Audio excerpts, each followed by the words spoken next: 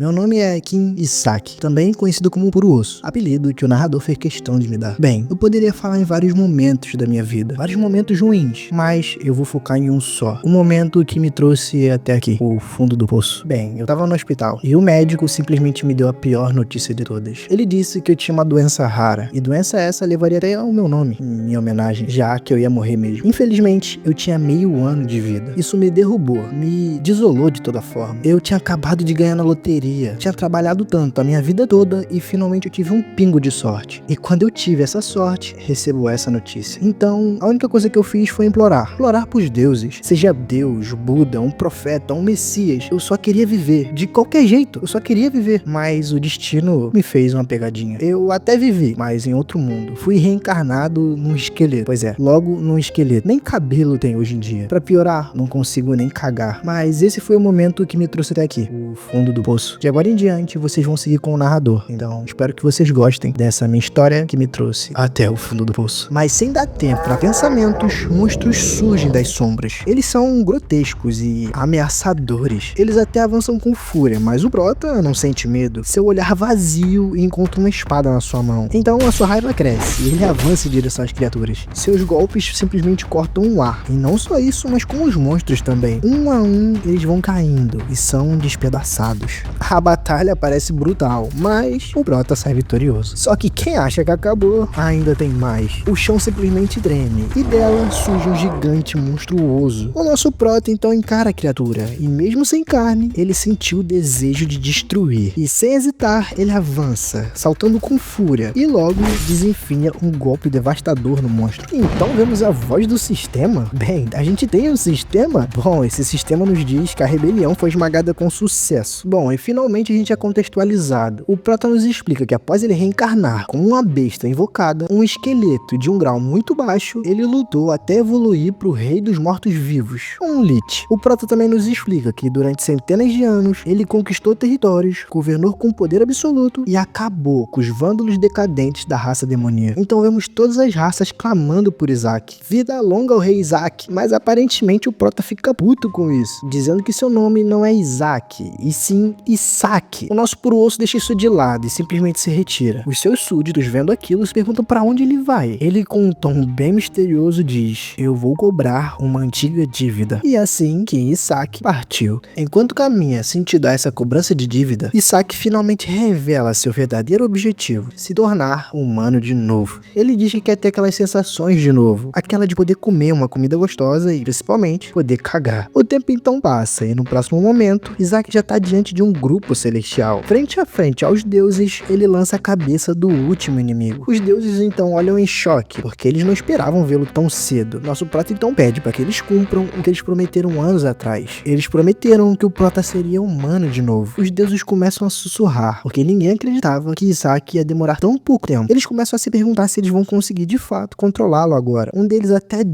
disseram que os figurões estavam conspirando para usá-lo de graça, sem cumprir a promessa. Mesmo os deuses sussurrando, Isaki escuta tudo, literalmente tudo. O Puro então questiona os deuses, dizendo que ele cumpriu a parte dele. Agora é hora deles cumprirem a sua parte. O líder celestial até tenta enrolar ele um pouco, dizendo que talvez, se ele fizer só mais um serviço, eles vão conseguir pagar a dívida. Isaki então explode de raiva e pergunta: vocês acham que eu sou idiota? Deus ou não, eu vou matar todos vocês. Então Isaki questiona eles, perguntando se eles nunca tiveram a intenção de transformá-lo em humano, né? Na verdade, eles não tinham nenhum meio para fazer isso. Desde o começo, só usaram. Os deuses começam a se tremer, e um deles até sussurra: isso foi uma péssima ideia, desde o início. O líder celestial tenta até improvisar para ver se sai da situação. Nós só precisamos de mais um tempo. Se você fizer mais algumas missões, eu consigo. Só que o Puro Osso não aguenta mais ouvir mentiras. Vocês não vão escapar dessa. O Prota então ativa seu poder, e uma nuvem negra começa a rodear. A sua intenção é dizimar todos ali. Mas algo tá errado. A sua mana simplesmente começa a desaparecer, e na verdade desapareceu. O seu corpo não se move mais. Ele se pergunta: o que tá acontecendo? O deus líder começa a rir. Então ele diz: aqueles cujos nomes estão escritos nesse inseto não podem se mexer. Então esse deus líder começa a ativar uma habilidade: a aniquilação da calamidade. Um feitiço sagrado do mais alto nível. Esse é o mesmo feitiço que selou calamidades antes do Prota. E agora ele vai virar pra sempre um inseto. Isaki então ri, perguntando se eles realmente acharam que ele ia aceitar aquilo. Ele prefere se matar do que virar um inseto. Então ele começa a ativar uma magia, aparentemente bem poderosa. O líder celestial então entra em pânico, pedindo para que ele espere e não exploda tudo. Mas o puro osso ignora e ativa uma explosão de energia.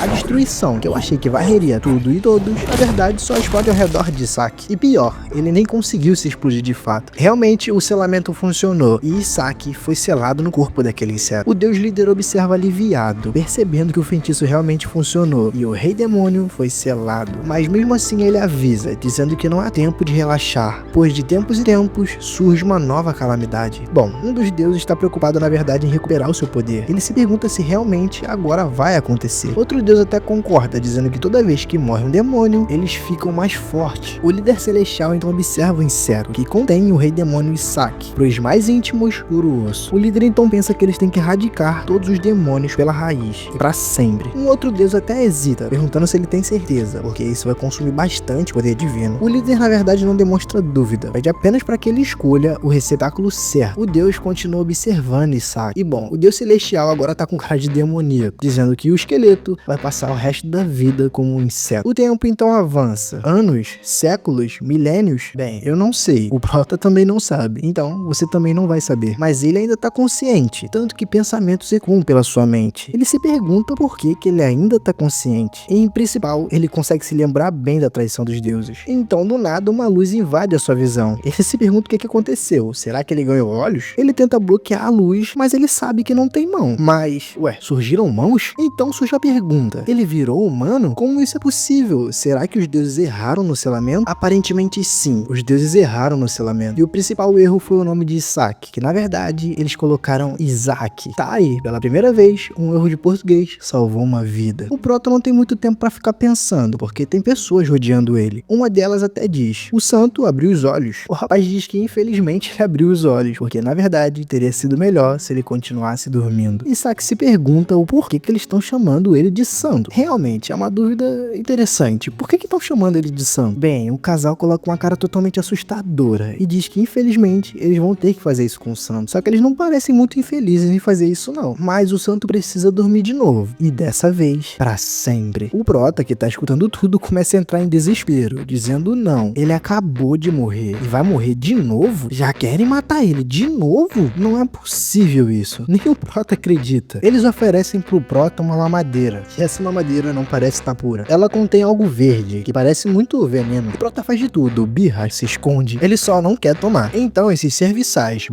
assassinos chamam o Prota por um nome: Isaac. E isso obviamente desperta a atenção dele. Como assim? Eles estão me chamando pelo meu nome? Então de fato o que eu falei antes estava certo. Os deuses escreveram errado o nome de Isaac. Eles escreveram Isaac. Então ao invés de ser selado e morto, ele simplesmente foi reencarnado. Então ele reencarnou no corpo do bebê, que se chama Isaac. Selaram o Prota no lugar errado. O Prota, percebendo isso, começa a rir. Mas sem perceber, os escravos começam a jogar garrafa goela abaixo dele. E ele, sem querer, acaba tomando. Então ele sente cada gota daquele líquido entrando pelo seu corpo. Mas antes que a gente possa presenciar de novo a morte de Isaac, a cena muda. Vemos o templo central do leste, do Império Sagrado de Ela. E pelos corredores a gente vê uma espécie de bicho. Esse mesmo bicho, em seu pensamento, reflete que Isaac deve ter morrido agora. Ou pelo menos estar morrendo. Então alguém o para e o questiona, dizendo que ele parece estar bem sorridente, bem animado. Para a infelicidade do bispo, é simplesmente o imperador do Império Sagrado, Alexander. Então, obviamente, todos começam a saudar o imperador. O imperador então questiona o porquê do bispo estar ali. O bispo responde rápido, tentando amenizar a situação. Ele diz que eles só vieram ali cumprimentar o candidato a santo da família Shua. E, infelizmente, eles precisam estar presentes no assunto da sua santidade. O imperador na hora debocha. O bispo fala como se fosse um fardo os assuntos da vossa santidade e do santo. O bispo então na hora se questiona: será que algo deu errado em relação ao santo? Bem, antes que essa conversa continuasse, algo chama a atenção deles. O bispo na hora acredita, achando que agora realmente o jovem mestre morreu. Por isso que todos estão se voltando pra lá. O imperador então se apressa e corre em direção ao quarto do santo. Chegando lá, ele já grita, querendo saber o que aconteceu. Uma criada na hora vira e diz que o jovem mestre é lindíssimo. Todos ficam felizes e achando super fofo o fato dele ter um buchinho. Buchinho esse que parece de cachaça, né, Prota? Ele simplesmente ri, parecendo um bebê. Uma das criadas até diz que ele come muito bem. Se reparar bem, ele já tomou 15 mamadeiras. E agora a gente entende o problema da mamadeira ser verde. Ela é um suco de vegetais. E o pior, nem gosto tem. O bispo só consegue pensar se isso realmente é possível. Ele ainda tá vivo depois de 15 mamadeiras envenenadas? Então a cena volta pra alguns minutos atrás. E aparentemente, quando o Prota toma o suco, ele consegue sentir alguma coisa. Essa é uma coisa maligna. E o pior é que tá dentro do seu corpo. É assim que ele vai... Pera, não. Isso é veneno sagrado? Isso é um veneno devastador, que destrói o poder sagrado dos membros da igreja. E o engraçado é que não tem nenhum efeito imediato, mas por ser veneno, ele se torna mortal quando se acumula demais no corpo. E engraçado que o Prota já tomou 15 dessas. Mas esse veneno é feito com mana, e mana de um demônio. Talvez pelo Prota ter sido um rei demônio, isso é perfeito pra ele. Basicamente, estão dando mana demoníaca pra um demônio. E lembrando, não é qualquer demônio, é o rei demônio. O Prota tá morrendo de felicidade com isso e querendo cada vez mais. E quando acaba, ele fica bolado. Ele começa a jogar a mamadeira pra que eles entendam que ele quer mais. Os assassinos ficam sem entender por que ele ainda tá pedindo mais. O assassino então não questiona, diz que tudo bem, se ele quer mais, ele vai ter mais. Ele tá achando que o veneno tá funcionando, já que ele não é a curto prazo, e sim a longo prazo. Então é só questão de tempo pro Prota tá morto. Enquanto ele bebe, ele dá até um joinha pro cara, dizendo que é isso que ele quer. Então Isaac se vê em um lugar vazio, um mundo além da sua mente consciente. Ele tá nas suas subconsciências, nas profundezas da sua alma. E então ele percebe que é ali onde o poder dele tem que residir. O amigo Puro Osso decide criar um núcleo de mana, que é essencial pra ele usar magia. Então ele pega todo aquele veneno maligno que tava na mamadeira e começa a condensar pra criar um núcleo. Ele não sabe quem foi que criou aquela mamadeira, mas ela tava gostosa, bem gostosa. Então a energia começa a se condensar, formando um núcleo no centro da sua alma. Porém, uma explosão de mana acontece. O Puro Osso fica surpreso ao ver que seu núcleo não tem uma das 3 cores primárias. Então ele se pergunta o porquê de ser branco. Isso não é uma das cores. E o pior, como pode ter tanto poder? O núcleo é pequeno e incompleto, mas a sua força é extraordinária. Isaac só consegue sorrir, compreendendo a imensidão do seu poder. Então ele fala, quantas bênçãos foram colocadas nesse corpo? Quanto de poder de santo eles colocaram? Ele começa a refletir, se ele crescer direito, ele vai poder se tornar um monstro muito maior do que ele imaginava. O Prota lembra de um desejo profundo que tá cravejado na sua alma e no seu corpo, que é sobreviver. Sobreviver a qualquer custo. Não importa o que aconteça, ele não pode morrer. Esse desejo foi o que se tornou a gênese do Rei Esqueleto, a origem do seu poder. Esse desejo de sobrevivência fez com que o Rei Esqueleto conseguisse criar habilidades únicas e, pior, muito poderosas. Esse corpo herdou todos esses feitiços do Rei Demônio. Voltando ao mundo real, os seus cuidadores acham que finalmente ele morreu. A mulher, pra ter certeza, pede pra que o homem verifique, mas de repente, uma mão se levanta. E sim, é o Prota pedindo mais mamadeira. Ele fala algo como gaga. Então a gente volta pro presente. Sim, aquela cena passada onde todo mundo tava entrando na sala. O imperador surge aliviado, dizendo que ainda bem, nada de ruim aconteceu com o Sam. Isaac ouve tudo isso, e uma risada amarga ecoa na sua mente. Nada de ruim aconteceu? Pois é, né? Quase fui assassinado, mas tá tudo bem. É, claro, nada de ruim aconteceu. O bispo fica tenso com isso, e seus olhos ficam cheios de raiva. Como? Essa criança deveria estar morta. Isaac percebe a hostilidade, e contém a sua vontade de atacar. Realmente ele não vai poder fazer muita coisa, mas daria pra fazer um pequeno estrago. Ele percebe que ele não pode agir, ele não pode parecer suspeito, não importa o quanto ele queira esmagar aquele idiota do bispo. O Prota então sorri, e seu sorriso parece inocente pra alguns, mas totalmente malicioso pra outros. O bispo estremece de ódio, ele só consegue pensar que essa criança, como ela ousa sorrir pra ele. Então a nossa cena simplesmente muda, e a gente volta alguns dias antes, lá no Vaticano. Sim, a gente tá no Vaticano. Lá um homem debocha, dizendo que quem se tornar santo vai possuir o Império Sagrado. Isso parece uma piada. Obviamente, agora todas as famílias nobres estão declarando que seus filhos são um santo. O bispo então diz ao homem para que por favor ele não se preocupe, eles estão lidando com todos os outros candidatos a santo. Mas a propósito, ele acabou de ouvir um boato bem desagradável. Dizem que apareceu um candidato a santo na família Eshua. O homem na hora sente o peso que é isso. O homem fica com esse nervosismo todo porque a família Eshua é a mão direita do imperador. O homem fica tão nervoso que até deixa seu copo cair. O homem então diz que provavelmente ele morreu antes de chegar ali. Ele só precisa que o bispo verifique se realmente há um cadáver. Traduzindo, ele agiu primeiro. Ele já estava planejando a morte do garoto. E tudo isso porque o santo só pode vir da família Beret. Quem nos diz isso? O cardeal-chefe da família Beret, Herai Beret. Então voltamos ao tempo atual. E aparentemente quem mandou matar o Prota foi Herai. O bispo então se pergunta se já que Herai tentou e fez o bebê morrer, por que esse desgraçado ainda tá vivo? Isso não pode acontecer. O imperador quebra o clima e diz que é interessante. O menino possui cabelos loiros platinados. E ele diz que o fundador do império também tinha essa tonalidade de cabelo. Então ele questiona o bispo. Você não concorda? O bispo então diz que não, que na verdade ele tá falando uma blasfêmia. Enquanto essa conversa rola, a gente não pode esquecer que o Prota tá ali. Ele não pode se mover, mas ainda assim consegue pensar. E ele percebe que quem tá na frente dele, de fato, é o imperador. E o imperador continua dizendo que o menino parece mais próximo de Deus do que a própria santidade. verdade. Ele deve ser o candidato final a santo. O Prota então toma um susto e agora ele entendeu o porquê estão chamando ele de santo. Ele é um candidato a santo. E é por isso que ficam falando santo isso, santo aquilo outro. O bispo observa tudo isso e ele fica um pouco inquieto, percebendo que o imperador está começando a mostrar favor a essa criança. Ele não pode deixar que isso aconteça, porque se acontecer, vocês nem imaginam qual vai ser a reação do cardeal. Então, com respeito, ele pede licença à majestade e pede para analisar o garoto. O imperador pergunta o que está acontecendo e o que ele tá achando de estranho. O bispo então diz que é estranho esse bebê conseguir tomar tanto suco vegetal assim, mas o imperador não entende a real questão, porque o que há de estranho em um candidato a santo comer comida de monge? O Prota, que tá ali escutando tudo isso, só consegue pensar como ele, o rei demônio, pode ser um candidato a santo. Enquanto isso, o bispo ainda continua insistindo, querendo ver o garoto de perto, mas o imperador barra e diz que ele só vai poder quando alguém da casa Exu vir. Só assim ele vai chegar perto do garoto. E graças a Deus, eles estão conversando sem olhar pro menino, porque o Prota simplesmente dá uma arroto. E nesse arroto tem energia demoníaca. Bem, nem toda energia demoníaca que entra no corpo do Prota, ele consegue digerir. Então, sempre sobra um pouquinho. O Prota percebe que agora ele tá ferrado. Então o bispo fala pro imperador que ele acabou de sentir energia demoníaca dessa criança. E isso parece bem estranho. O Prota então se pergunta se realmente ele percebeu. Bom, aparentemente, realmente o bispo sentiu, porque ele diz que o Prota pode ser um falso candidato que possui mana. Então ele diz que vai precisar convocar um inquisidor para que investigue imediatamente isso. O imperador na hora se revolta, dizendo como o bispo se atreve a falar que um candidato a santo é um demônio. O bispo diz que na hora a majestade não precisa se preocupar. O papa já selecionou uma criança da família Best como santo. Então o Prota e a majestade percebem tudo. O papa é tão corrupto quanto qualquer outro. Ele colocou uma criança da sua própria casa como santo. Uma verdadeira vergonha. O bispo então pega o Prota, dizendo que ele precisa urgentemente convocar um inquisidor. O Prota só consegue pensar que esse cara é um filho da paz. O imperador manda que ele pare. Ele diz que a família Exu é a aliada mais forte e mais próxima do império. E como o imperador, ele sugere fortemente que essa criança seja avaliada. E em principal, em outra data. O bispo diz que entende, mas ele falou com o papa. E o papa disse que só faria a cerimônia do príncipe herdeiro após a seleção do santo. Em outras palavras, ele tá manipulando o imperador. É praticamente uma ameaça. Ou você faz o que eu quero, ou eu não reconheço o seu filho oficialmente. O Prota, vendo isso, fica desesperado, percebendo que essas são as intenções do Vaticano. Eles não passam dos filhos da puta. Pra ser sincero, ele nem quer ser um candidato a santo. É perigoso demais. A sua principal identidade poderia ser revelada. Então a gente volta pro bispo e ele continua falando que se o imperador quiser, eles podem avaliar agora. E como eles vão fazer isso? Usando uma arte de exorcismo sagrado. Se ele for humano, ele não será ferido. Mas se for um demônio, ele será exterminado. E quando ele fala isso, o Prota simplesmente dá uma garrafada na cabeça do homem, que arranca vários dos seus dentes. E ele continua dizendo, em voz de bebê, ya, que pra quem não fala a língua de bebê, ele quis dizer, seu filho da puta arrogante, eu vou na sua onda então. E o bispo só consegue encostar no seu rosto, tentando amenizar a dor. E puta merda, como a mamadeira pode doer tanto? Então o nosso mano puro osso começa a emitir uma luz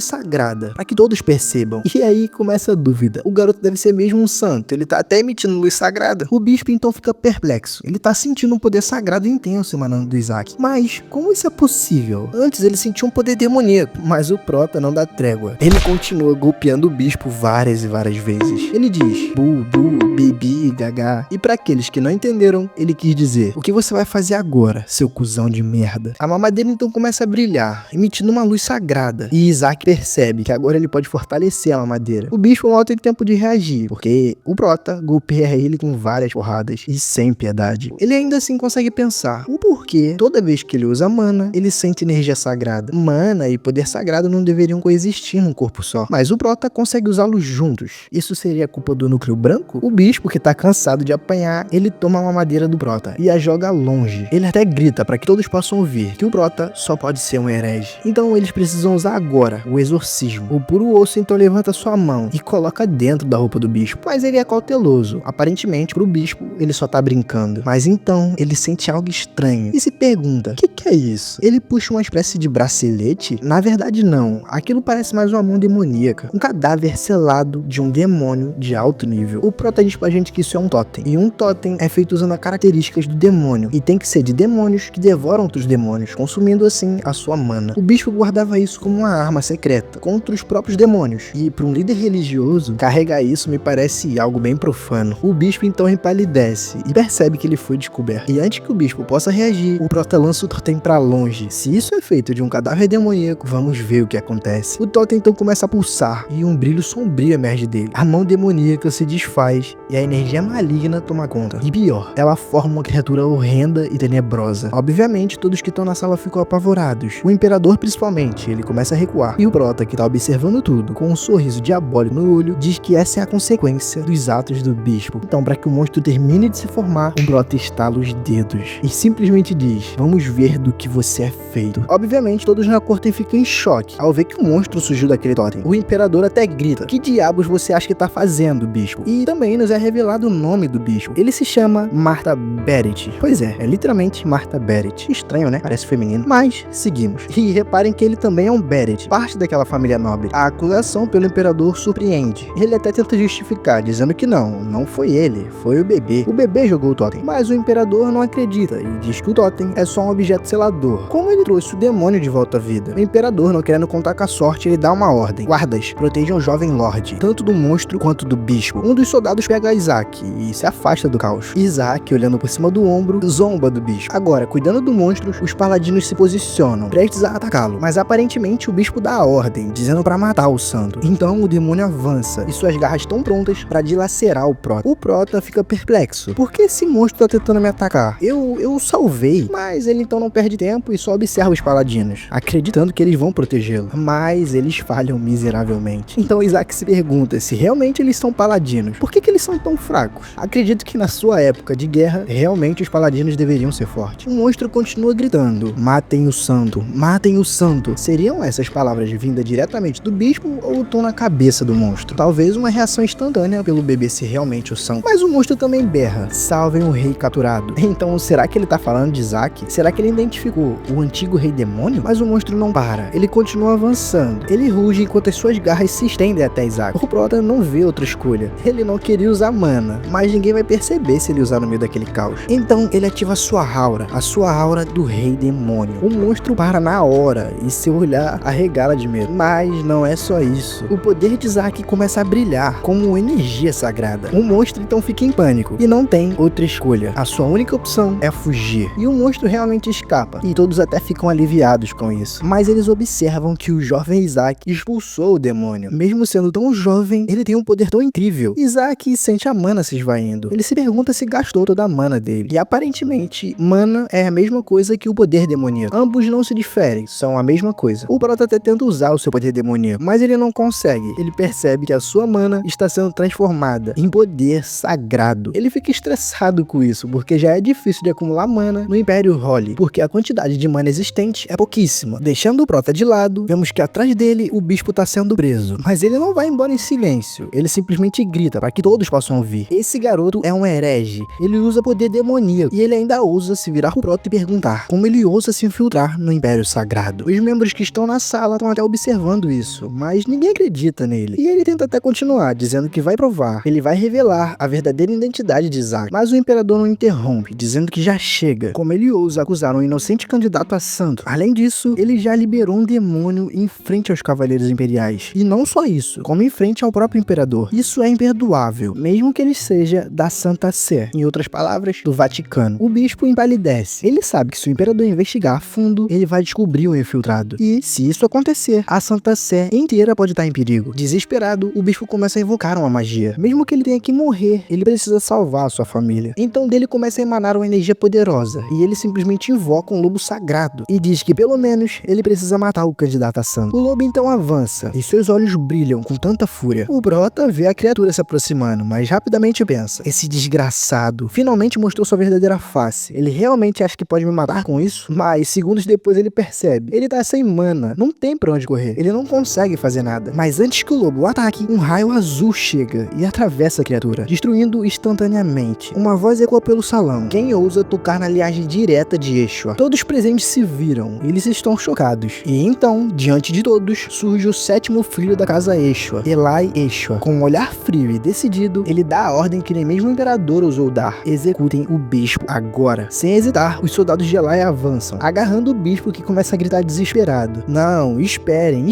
vocês não entendem, esse garoto é... Mas suas palavras são ignoradas. Ele é arrastado pra fora e seus gritos recuam enquanto a porta se fecha. O Prota observa tudo e sua mente começa a girar. Ele pensa: Yeshua, esse nome parece familiar. Enquanto isso, Eli se vira pros seus soldados e diz: mostrem respeito. Todos se ajoelhem e saúdam o jovem mestre da casa Eshua. Todos obedecem imediatamente, e Eli se aproxima do Prota. Seu rosto é sério, mas seus olhos carregam respeito em comum. Ele diz pro Prota: me perdoe pela demora, Isaac. Eli então faz um gesto, e seus homens trazem um presente. O Prota fica curioso. Será que é ouro? E não, são bonecos macabros. Um deles mostra o rei demônio, ou o rei esqueleto, sendo decapitado. Outro mostra o rei esqueleto sendo queimado vivo. E o terceiro mostra uma santa esmagando o rei esqueleto com uma força descomunal. E rapaz, essa santa tá parecendo Ramondino. Ou melhor, o padre Marcelo Rossi. O Prota sente calafrios ao ver suas possíveis mortes representadas de formas tão vívidas. Ele pensa: como eu vou sobreviver numa casa cheia de malucos? Enquanto isso, os cavaleiros de Eshua observam a reação do Prota. E eles acham isso fofo. Olha só, ele tá emocionado, tá até chorando. Eles só não sabem que essas lágrimas não são de emoção, e sim de desespero. E novamente ele tenta lembrar quem é Eshua e da onde ele escutou tanto esse nome. E então ele finalmente se lembra. Ele lembra de uma santa que veio derrotá-lo no passado. Ela se denominava a 45ª Santa, Shu Eshua. E depois dela veio a 61ª Santa, Ox Eshua. E lembra que elas gritavam muito mesmo. Todas as santas tentaram matá-lo, e todas eram da família Eshua. Um arrepio percorre o seu corpo. Que maldição é essa? Ele se pergunta. Esses malditos Eshua sempre me perseguiram, mas agora pronto, você faz parte dessa família. Não só isso, como é descendente direto da santa. Mas um grito interrompe tudo e ecoa pelo salão. O bispo estava tentando se defender. Eu vou descobrir qual é a verdadeira identidade daquela coisa. Eli, que tá escutando tudo isso, não perde seu tempo e faz um corte na garganta do bispo. O sangue escorre, mas a cabeça ficou no lugar. Eli então diz: agradeça a benevolência dos Eshua. Eu poupei o seu pescoço, mesmo depois de tanta blasfêmia. O Prota observa tudo e diz: Eli é útil. Ele cortou o pescoço de alguém só porque insultou sua família. Pois é, Prota, e depois o monstro é você, não se esqueça disso. Mas aí do nada todos começam a mimar o Prota, dizendo que ele não deveria ouvir isso, que isso é maldade com uma criança. Mal ele sabe a verdade de que o Prota é um demônio. Então eles começam a brincar com o Prota, com aqueles bonecos macabros. Um deles até diz: a cabeça do rei esqueleto faz crack, e arranca a cabeça do rei esqueleto com uma guilhotina. É, Prota, eu acho que você tá dentro do capuz, meu parceiro, porque isso aí não é normal não, ainda mais na frente de uma criança. Mas após brincar com o Prota, os membros da família Eshua começam a se retirar da sala. Mas o imperador permanece, e seus olhos estavam fixos no Prota. Ele diz achar que tem uma dívida com o protagonista. Então ele chama Eli e diz: você levaria uma mensagem ao mestre da família? O Palácio Imperial gostaria de criar esse garoto. Então um silêncio pesado paira ao ar. Eli responde: Vossa Majestade, você tem piadas exageradas demais. Todo mundo fica espantado com a sua resposta. Na verdade, só o Prota que não. A única coisa que vem na sua cabeça é: o rei quer me recrutar? Então o rei, mostrando que tá falando muito sério, pergunta se a fé atual é capaz de proteger aquela criança. Embora Eshua seja poderosa, ele não acredita que a fé azul tenha força suficiente. E o real motivo é que todo o Império Sagrado vai mirar naquele garoto, tanto internamente quanto externamente. O Prota então tenta ouvir a conversa, mas ele não consegue captar nada. Então ele só consegue ouvir um pouco. O Papa, em especial, vai rejeitá-lo. O seu cabelo é símbolo dos ancestrais do Império Sagrado. Não só isso, como o próprio Rei Esqueleto vai atrás dessa criança. E o Prota, ouvindo isso, se pergunta: ué, como assim? O Rei Esqueleto vai vir atrás de mim? Eu sou o próprio Rei Esqueleto. Sir Eli, ouvindo tudo isso, pede desculpas, mas essa criança é da linhagem Eshua. Então ele deve ser criado como um Eshua. E sobre o Papa e o Rei Esqueleto, Eshua lidará com ambos. O imperador então meio que dá um sorriso, dizendo que ele imagina que sim. Eli até acrescenta e pergunta pro imperador: como eu poderia deixar um descendente direto da Santa Melissa no Palácio Imperial? O Prota sente até o chão sumir. Como assim, Santa Melissa? Imagens do passado invadem a sua mente, lembranças dolorosas de uma batalha feroz. Então ele pensa: aquela mulher, aquela santa maluca, a mais difícil de enfrentar, eu sou descendente direto logo dela? Então ele se pergunta por que a vida dele é assim. Que maldição é essa? A gente já entendeu que o Prota tem um azar descomunal, mas a obra faz questão de nos explicar o que de fato é uma santa. Bom, nos tempos antigos, quando os deuses enfrentavam o Rei Esqueleto, foram derrotados inúmeras vezes, e cada derrota era uma humilhação divina. Em sua desesperada busca por vitória, eles criaram uma arma final. Eles concentraram todas as suas forças em um único ser, uma clava sagrada, enviada dos céus para banir o mal. Ela era chamada de Leão do Campo de Batalha, a portadora da luz sagrada. O poder dessa santa era avassalador. Ela era vista como o fim definitivo do Rei Esqueleto, uma campeã enviada pelos deuses. Porém, o Rei Esqueleto era implacável. Nenhuma delas jamais conseguiu derrotá-lo, mas o Prota afirma que nunca, jamais matam nenhuma delas. Afinal, isso não era benéfico para ele. Se uma santa morresse, o poder divino retornaria aos deuses, que poderia criar uma versão ainda mais mortal e mandar de volta para a Terra. Então essa estratégia não fazia sentido, e por isso ele sempre as poupava. No entanto, a última santa, Melissa, era diferente. Ela foi, de longe, a mais forte que ele já enfrentou, e agora ele é ancestral direto dela. Após essa explicação, a cena volta ao quarto do Prota. Eli Hilai e o Imperador continuam discutindo sobre o futuro do Prota. Hilai permanece firme, dizendo que a Santa vive apenas para destruir o Rei Esqueleto. Eshua produz essas santas. Elas fazem a vontade dos deuses e, pior, a família é orgulhosa. Então Eshua é mais do que capaz de proteger essa criança. O Imperador não responde de imediato, embora não pudesse negar a verdade. A sua expressão demonstrava total insatisfação, mas o soldado presente quebra o silêncio e fala: muitas das santas foram martirizadas pelo Rei Esqueleto. O Prota fica indignado ao ouvir isso. Ele até queria gritar e negar tudo aquilo, mas a única coisa que ele pode fazer é ficar em silêncio. O soldado então continua e completa: dizem que o Rei Esqueleto baniu uma santa, e pior, para um labirinto. Ele achou que ela não era boa o suficiente para lutar contra ele. O Prota então fica mais puto ainda, porque a verdade era bem diferente. Ele simplesmente a deixou aí. A culpa não é dele se ela não tem senso de direção. E o soldado prossegue, dizendo que 5 santas morreram por doenças relacionadas a estresse depois. O Prota então fica indignado. O que ele tem a ver com isso? A culpa é dele? Elas deveriam ter procurado um médico. A cada palavra que ouvia, o Prota se sentia cada vez mais irritado. Ele sabia que não podia falar, mas queria esclarecer as verdades. Mas já imaginou só? Ele fala isso, o que ele responderia? Eu sei disso porque eu sou o Rei Esqueleto? É, Protinha, é melhor você ficar calado. Hilai interrompe então o homem e diz que isso não importa. Mesmo que o bebê seja amaldiçoado, eles querem ele. O Prota então fica meio tenso, porque como assim, maldição? Que maldição é essa? Mas antes que ele pudesse entender, Hilai simplesmente diz: eu tô feliz com o nascimento dele, mas ele só quer uma coisa do Prota, que ele não se torne tão terrível quanto o Rei Esqueleto. O Prota então sente um aperto no coração, algo ruim, então ele pede desculpa a esses pais que ele nunca conheceu por ser o Rei Esqueleto. O Imperador então volta pra conversa e diz que já passaram 150 anos desde que o Rei Esqueleto foi selado. O Prota meio que fica sem entender, como assim 150 anos? Nem ele imaginava que se passaram tanto tempo, mas o Imperador continua, dizendo que durante esse tempo os demônios ficaram ainda mais poderosos, e o santo é uma grande vantagem para o Império, e é por isso que esse garoto é importante pro palácio. Além disso, não há uma santa em Eshua atualmente. Já faz 1 ano desde que a santa deu à luz a esse garoto, e simplesmente desapareceu com o pai. O mundo do Prota então cai. Ele não é apenas um descendente direto de Melissa, ele é o próprio filho dela. Então ele se pergunta: como assim? Minha mãe é a Melissa? Aquela santa maluca é minha mãe? Hilai diz que o Imperador tá certo, mas a matriarca ainda tá viva, e Eshua ainda pode proteger esse garoto. Mas alguém na sala sussurra: Melissa não está destruindo os subordinados do Rei Esqueleto nesse exato momento? Hilai responde na hora, dizendo que ela vai voltar em breve. A matriarca tá esperando um neto. O Prota só consegue pensar que se Melissa descobrir que ele tá vivo, ou pior, descobrir que ele é o seu filho, ela vai destruí-lo sem hesitar. Ele sabe que precisa agir rápido, e para sobreviver, ele precisa sair de Eshua. Ele precisa ir com o Imperador. O Imperador observa o garoto com um olhar gentil pra ele. Então ele diz: aí, tá vendo? Ele também quer ir pro palácio. O Imperador então agarra o braço do Prota, e ele tá determinado a levá-lo ao Palácio Imperial. Ele tá convencido de que apenas no palácio o garoto poderia ser moldado como um santo. A família Eixo até agora só criou santas, então talvez criar um santo tá além da capacidade deles. Hilai não deixa barato, e ele puxa o Prota pro seu lado e declara com convicção: essa criança vai se tornar um cavaleiro exorcista. Ele vai banir o mal. E a família Eshua sempre produziu cavaleiros exorcistas, fora que ele é o primeiro santo da história. Nem o Palácio Imperial tem experiência com isso. Os dois começam a brigar pelo Prota. O Prota, que tá preso entre os dois, só conseguia pensar: esses dois vão me matar. E todos ao redor começam a gritar desesperados, dizendo que eles devem parar, eles estão machucando o Prota. Mas o Prota sabia a verdade. Ele queria ir pro Palácio Imperial. Ele sabia que, se ficasse ali, acabaria morrendo. O Prota então tenta seguir pro lado do Imperador, já que ele quer viver, mas também ele sente no Imperador a energia de sobrevivência. O Imperador, que tá vendo essa reação, diz que o jovem mestre é sábio, e ele fez uma boa escolha. A noite caiu, e o bispo tá de frente a figuras encapuzadas, com roupas escuras e belgo. Ele tenta se defender, dizendo que aquela coisa usou mana, era fruto de algo demoníaco, só pode. Mas alguém diz que o poder sagrado vem dos deuses. Então ele tá dizendo que os deuses deram poder sagrado a um demônio inferior, então uma lâmina brilha na escuridão. O bispo, vendo aquilo, começa a tremer. Ele diz que não confundiria a mana com o poder sagrado nunca. Ele sabe o que viu. Então o homem diz que na cidade sagrada aquilo seria considerado traição. Antes que o bispo pudesse responder, a lâmina se move e faz um corte limpo. Eu posso estar errado, mas quem tá segurando a lâmina parece muito seu cardeal. Mas um seguidor que tá do seu lado sussurra: devo formar outro esquadrão de assassino? O cardeal nega, dizendo que não há necessidade. O imperador vai querer o garoto pra si. Então eles terão oportunidade no palácio. E dessa vez, ele não vai sobreviver. Mas pra onde ele tá indo? Pra Eshua. Pois é, ele tomou essa decisão. Ele não tá indo pro Império, mas sim pra Eshua. E você sabe por quê? Alguns dias atrás, naquela disputa imensa entre Hilai e o Imperador, o Prota percebeu uma luz imensa vindo de Hilai. A mesma luz da sua sobrevivência que ele viu no Imperador. Só que dessa vez ele viu bem mais forte. Hilai comentou que Eshua não é um lugar certo para criar uma criança, realmente. Mas também não é cheio de núcleos de mana e cadáveres de demônio. A única coisa que eles têm lá é o corpo do Rei Esqueleto. Só isso, graças a Deus, né? Só isso, Hilai. Só o corpo do Rei Esqueleto. Mas assim que o Prota escutou isso, ele ficou chocado. Ele pensou na hora que Hilai deveria ter começado com isso, essa informação. Se ele soubesse disso antes, teria escolhido Eshua sem pensar duas vezes. Então o Prota agarra o dedo de Hilai, tentando ser o mais fofo possível. Ele tá tentando mostrar que ele quer ir pra Eshua, de todo jeito. Hilai então na hora fica encantado com tanta fofura. Então essa é a explicação do Prota tá indo pra Eshua. Basicamente ele tá trocando o palácio por uma vida no exército. Só que isso vai ajudá-lo a recuperar seu corpo antigo. Um corpo que ele acumulou e refinou bastante, mano. Mano, o suficiente pra lutar contra os deuses. E se ele conseguir recuperar, a classificação 10 não vai ser nada pra ele. Além disso, é a primeira vez que ele vê a luz de sobrevivência brilhar tão intensamente. Isso significa que seguir seu tio até Eshua vai beneficiá-lo muito. E pra quem ainda não conseguiu entender o que é a luz de sobrevivência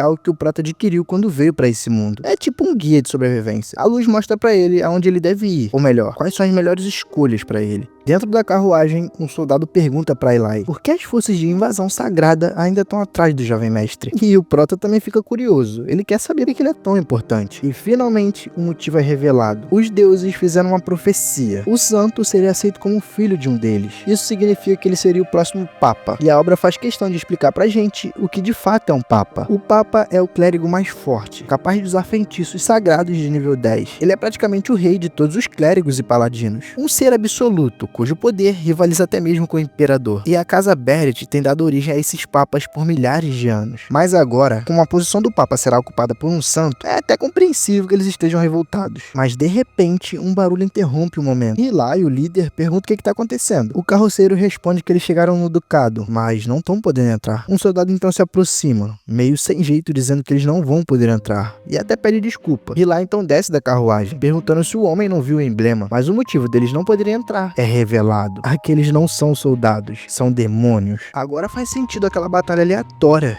e o motivo do Prota estar no meio do mato, totalmente perdido. A obra mais uma vez nos mostra uma cena aleatória e depois volta no tempo para explicar ela. O demônio então diz que tem ordens de eliminar a criança, que herdou o sangue da santa. O Prota olha pela janela da carruagem um pouco confuso e pergunta que bobagem é essa. Ele proibiu o ataque ao território humano. Será que é culpa do novo rei demônio? Então um demônio grita. O rei esqueleto ordenou que todos os santos e santas sejam mortos. Sob o comando do rei esqueleto, o Lord Isaac, nós mataremos os santos. O Prota fica um pouco desconcertado e se pergunta como isso é possível. Ele tá bem ali e o pior é que ele não lembra de ter dado nenhuma ordem antes. O demônio então diz que se entregarem a criança, eles serão poupados. Mas no mesmo instante ele é queimado por um raio. E quem fez isso foi Hilai, que tá furioso, perguntando como ele ousa falar tanta besteira na frente dele. Ele então aponta a lâmina pros inimigos e declara: para proteger todas as pequenas coisas desse mundo, destruiremos todo o mal. Então todos os soldados se preparam contra os demônios. E Hilai provoca ainda por cima. Esse é o perverso rei demônio?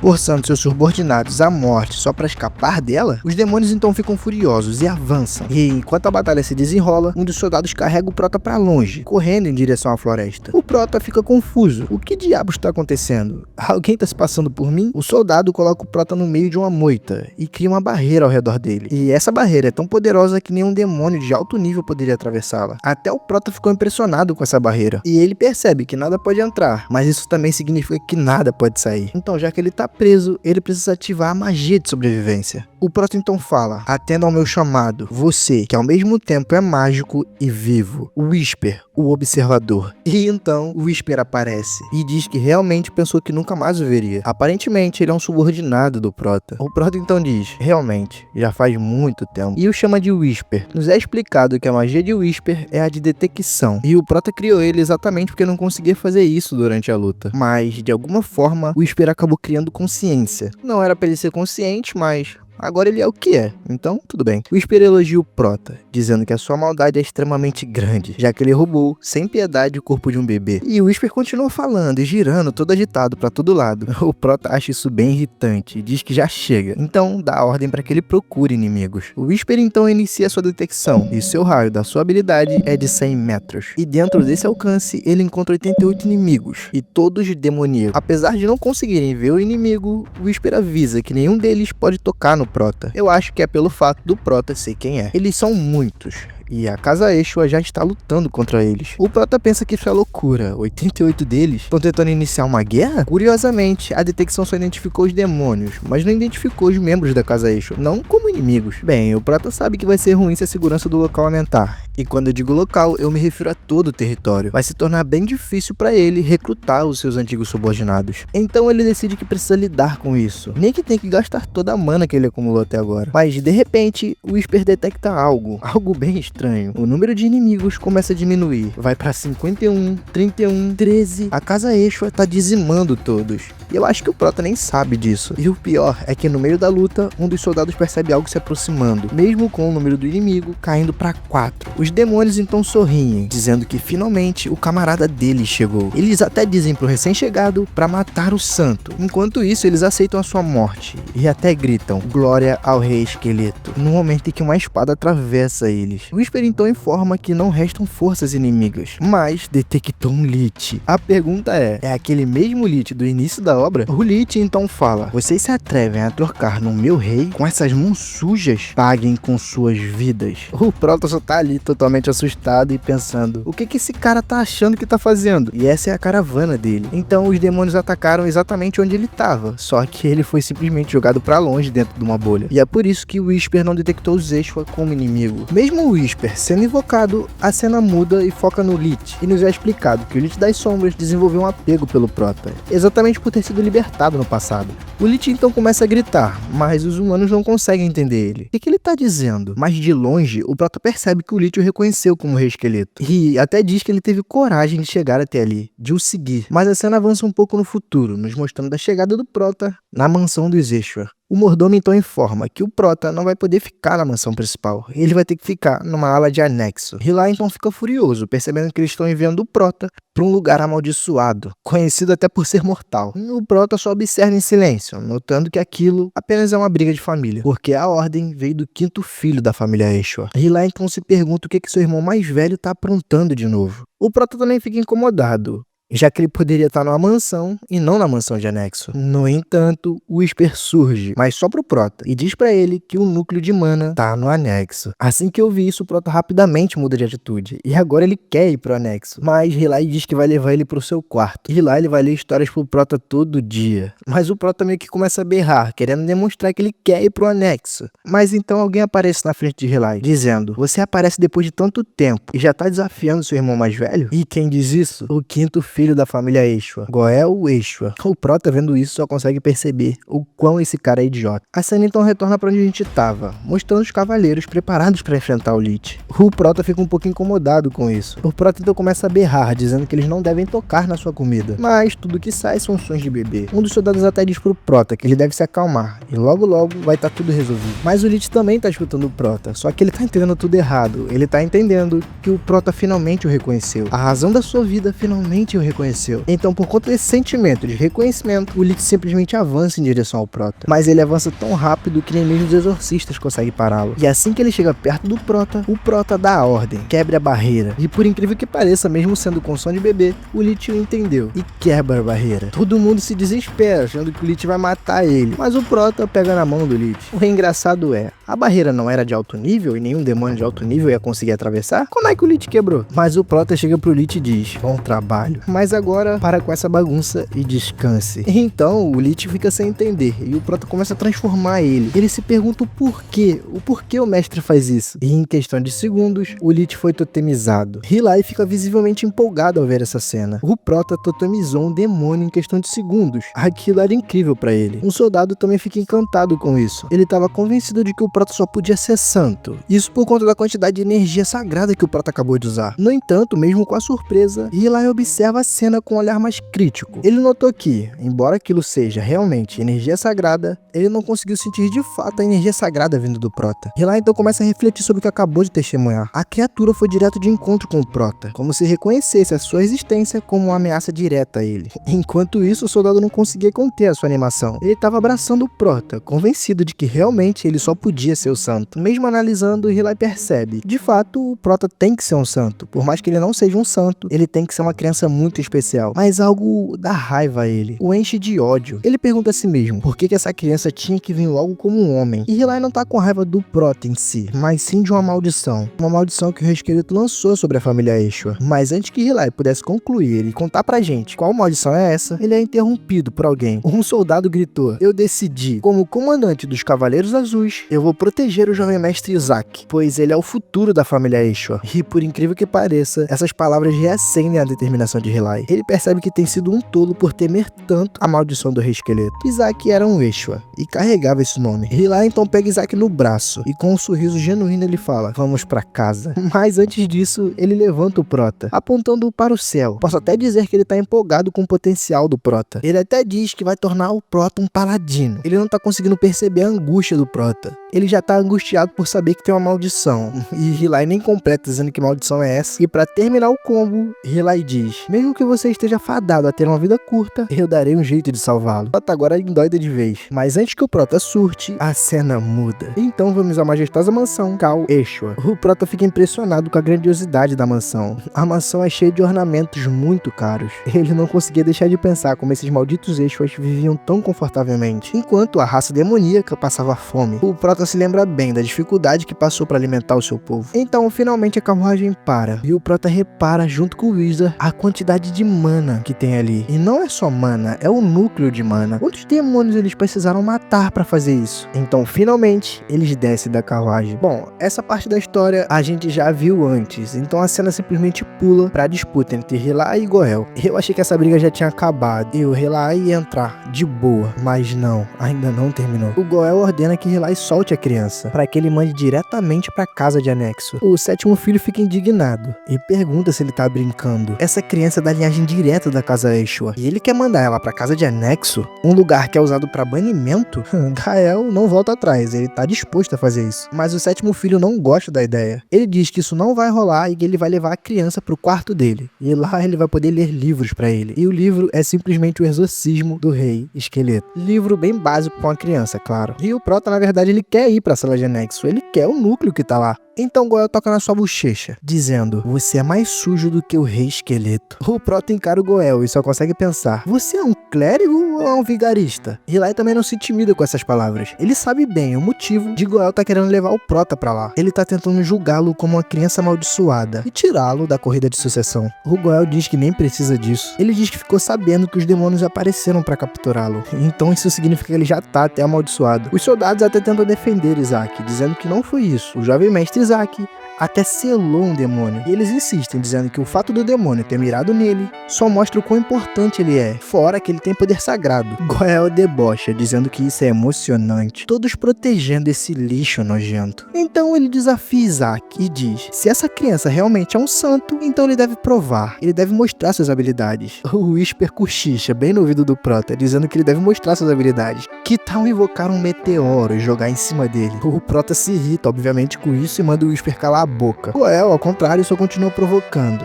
dizendo que se realmente ele for um santo, ele deve reviver a árvore sagrada. Ela morreu depois de ser corrompida pela essência dos demônios. Se ele for digno de ser um santo, ele será capaz de fazer o que ninguém conseguiu fazer, que é reviver essa bendita dessa árvore. O sétimo filho fica indignado e o Prota só consegue pensar na Melissa. Como é que ela conseguiu dar origem a esses filhos? O filho mais velho desapareceu e o quinto filho é um idiota completo. Mas algo chama sua atenção e ele se pergunta o que é aquilo. O Whisper pergunta o quê? O Prota então o garra e pergunta: você não tá vendo? E o manda eu pegar. E então, simplesmente do nada, a árvore morta há centenas de anos agora tá repleta com vida. Todos ficam boquiabertos e Goel recua, incrédulo com aquilo. Nada funcionou nessa árvore, nem raças sagradas, nem purificação, nada. Como aquela criança fez isso? E na verdade o que aconteceu foi que o Prota viu resíduos de demônio na raiz da árvore. Então ele só mandou o Whisper pegar, traduzindo, engolir. Os soldados comemoram, dizendo que o jovem mestre Izak é realmente incrível e só pode ter sido ele. Além do mais, quem mais faria aquilo? Mas Goel não aceita e não acredita, dizendo que ele só pode ter conseguido com ajuda. E se realmente de fato foi ele? Ninguém da casa conseguiu, então quem é essa criança para conseguir fazer isso? Bem, enquanto Gael questiona a identidade do Prota, os soldados continuam comemorando. Eles jogam o Prota pro alto e continuam exclamando: como esperado do jovem Izak, primeiro um exorcismo, agora uma purificação? Goel não tá nada satisfeito com isso. Ele tá se contorcendo de raiva. Ele pensa, o 7º filho só pode ter sido coisa dele. Hilai, ao contrário, fica incrédulo, pensando que ele só pode estar de sacanagem. Goel então perde o controle e avança pra cima de Hilai, o rosto todo distorcido de tanto ódio. Ele tá acusando Hilai de obter o poder da santa. Ao redor, obviamente, ficam chocados com aquilo. Que tipo de perversidade é essa? Esse cara simplesmente não se toca, rapaziada. Primeiro uma criança, agora ele vai pra cima de um irmão? Hilai então pergunta o que ele tá falando. Como ele poderia encontrar a santa se ela tá desaparecida? O Prota só consegue pensar, ei, Melissa, agora é hora de voltar da caça do demônio. Você precisa educar seus parentes. Um pensamento do Prota o intriga, e me intriga também. Esse tal irmão mais velho não se parece com a Melissa. Enquanto isso, Hilai é praticamente igual a ela. A imagem dela, na verdade. Só que com roupas masculinas. Mesmo não sendo o filho direto dela, né? Mas esse outro, ele parece muito até com o Papa. Mas a cena volta pra Goel. Ele ainda tá fora de si e tá gritando, ignorando todo mundo. Eu não vou deixar esse lixo se tornar um candidato a santo. E como você pode estar apoiando isso, sabendo que a casa já tem um candidato? Então tá explicado o motivo dele tá puto com o Prota. Mas infelizmente, provavelmente ele vai perder pro Prota. Porque se ele tá sendo apoiado por um cara tão burro assim, o seu fracasso já tá definido. O Hilai finalmente responde, dizendo que ele é nosso sobrinho, filho do irmão mais velho deles. Então ele também tem direito a herdar essa casa. O El só ri, sarcasticamente, dizendo que direito? O irmão que você defende é só um desertor, que fugiu quando a casa tava em perigo. E o Prota então entende o porquê eles estão tratando ele desse jeito, como um bastardo. O 5º filho então diz, como vamos ter certeza que essa criança é mesmo filho do nosso irmão? Mas antes que ele continuasse, ele recebe um socão no rosto. Finalmente alguém tá batendo nesse otário. Ele achou mesmo que ia ficar falando toda essa merda e ia sair ileso? Hilai continua batendo, mas os soldados começam a tentar segurá-lo. Mas vendo isso tudo, ainda assim, o Prota pensa com malícia, pensando que ele vai destruir tudo. A casa daquela maldita mulher vai cair em ruínas. O Reaper então debocha dele, dizendo, e não só isso, como lembrando ele também, porque se a casa cair, ele cai junto. O Prota só se esqueceu desse pequeno detalhe. A cena então muda pra mansão. Aparentemente tudo já tá mais calmo. O Prota tá em cima de uma mesa, meio que irritado, pensando, esses desgraçados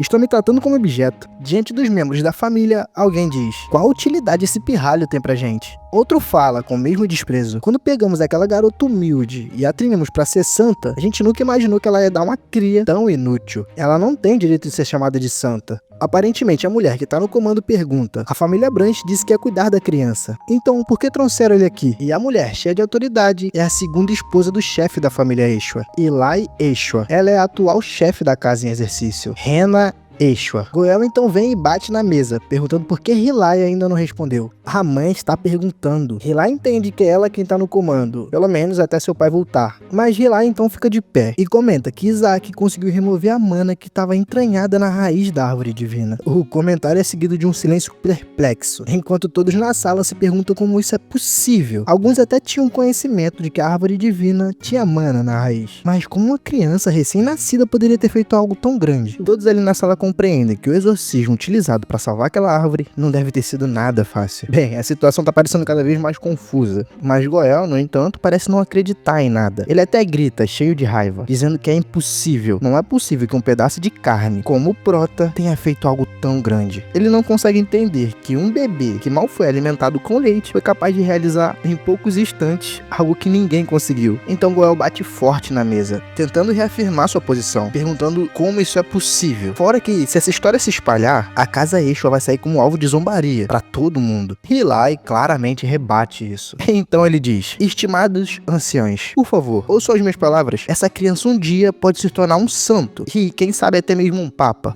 O Prota observa tudo isso e pensa, Hilai, você tá indo bem, isso aí, continua me defendendo. Mas Hilai não para por aí, ele solta mais uma, dizendo que um dia essa criança pode até mesmo matar o rei esqueleto. Aí o Prota fica preocupado, já achou que ele deu uma exagerada, não tem pra que matar, não tem, deixa o rei esqueleto lá, traduzindo, deixa eu aqui quietinho. A mulher em comando observa tudo isso, e ela até comenta, Hilai, você tá cavando a sua própria cova, mas se você tem tanta certeza de que ele pode ser um santo, a gente pode testar o garoto. Então ela diz que vai solicitar o uso do tesouro de artefatos sagrados. Assim, ela vai testar Isaac. A cena então muda abruptamente. Agora a câmera nos leva a noroeste do Império Sagrado, na Floresta Negra, onde monstros estão sendo exorcizados. Um soldado então se aproxima aproxima de um homem, e esse homem, obviamente, questiona se há algo de errado. O soldado então informa que a vice-chefe solicitou a permissão para usar o tesouro de artefatos. O homem então menciona que já havia dito que a visão sagrada não era para ser acessada. No entanto, o soldado continua, informando que a vice-chefe não está requisitando a visão sagrada. Ela quer usar o cofre para testar se o menino realmente é um santo. O homem fica um pouco impressionado e se vira. Como assim tem um santo na minha casa? Então esse homem finalmente é apresentado formalmente. Ele é o chefe da casa Eshua, Eli Eshua. Eli então nega qualquer movimentação e diz que não é pra fazer nada e nem se envolver nessa história. Mas outra pessoa aparece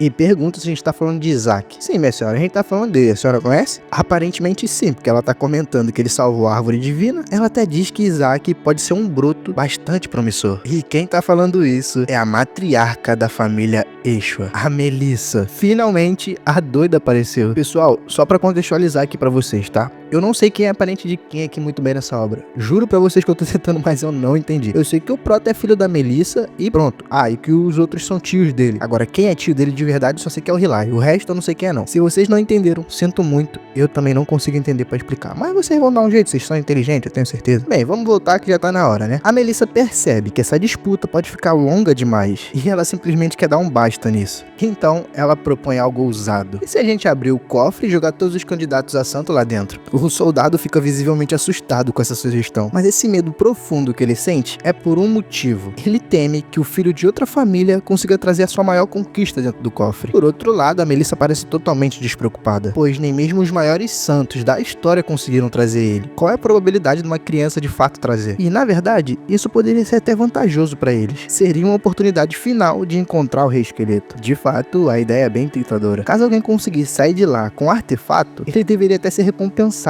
por isso. Então a Melissa realmente toma essa decisão e ela ordena: espalhem a notícia. Quem trouxer de volta o maior artefato receberá a recompensa que nem o Papa pode oferecer. E não apenas isso, a pessoa também receberá a herança da santa, transmitida por gerações da família Eshua. Além disso tudo, a própria santa vai ensinar as técnicas secretas. Então é isso, rapaziada. O plano é simples. Pega todo mundo, joga dentro do cofre. Quem sair com o artefato e vivo, ganha. Olha que simplicidade. A época medieval é muito encantadora. É tudo bem simples de resolver. A gente mata todo mundo, quem sobreviver, ganhou. Mas afinal, o que são esses artefatos e o que é esse cofre? Simplesmente do nada, alguém começa a explicar pra gente. O cofre é um local antigo e bem perigoso, onde os artefatos sagrados e técnicas secretas foram armazenados por milhares de anos. A santa sempre foi encarregada de guardá-lo, e a casa Eshua se tornou-se sua proprietária legítima. Bem, o cofre tem regras. Somente crianças com menos de 10 anos podem entrar lá. Fora isso, o cofre era usado para realizar rituais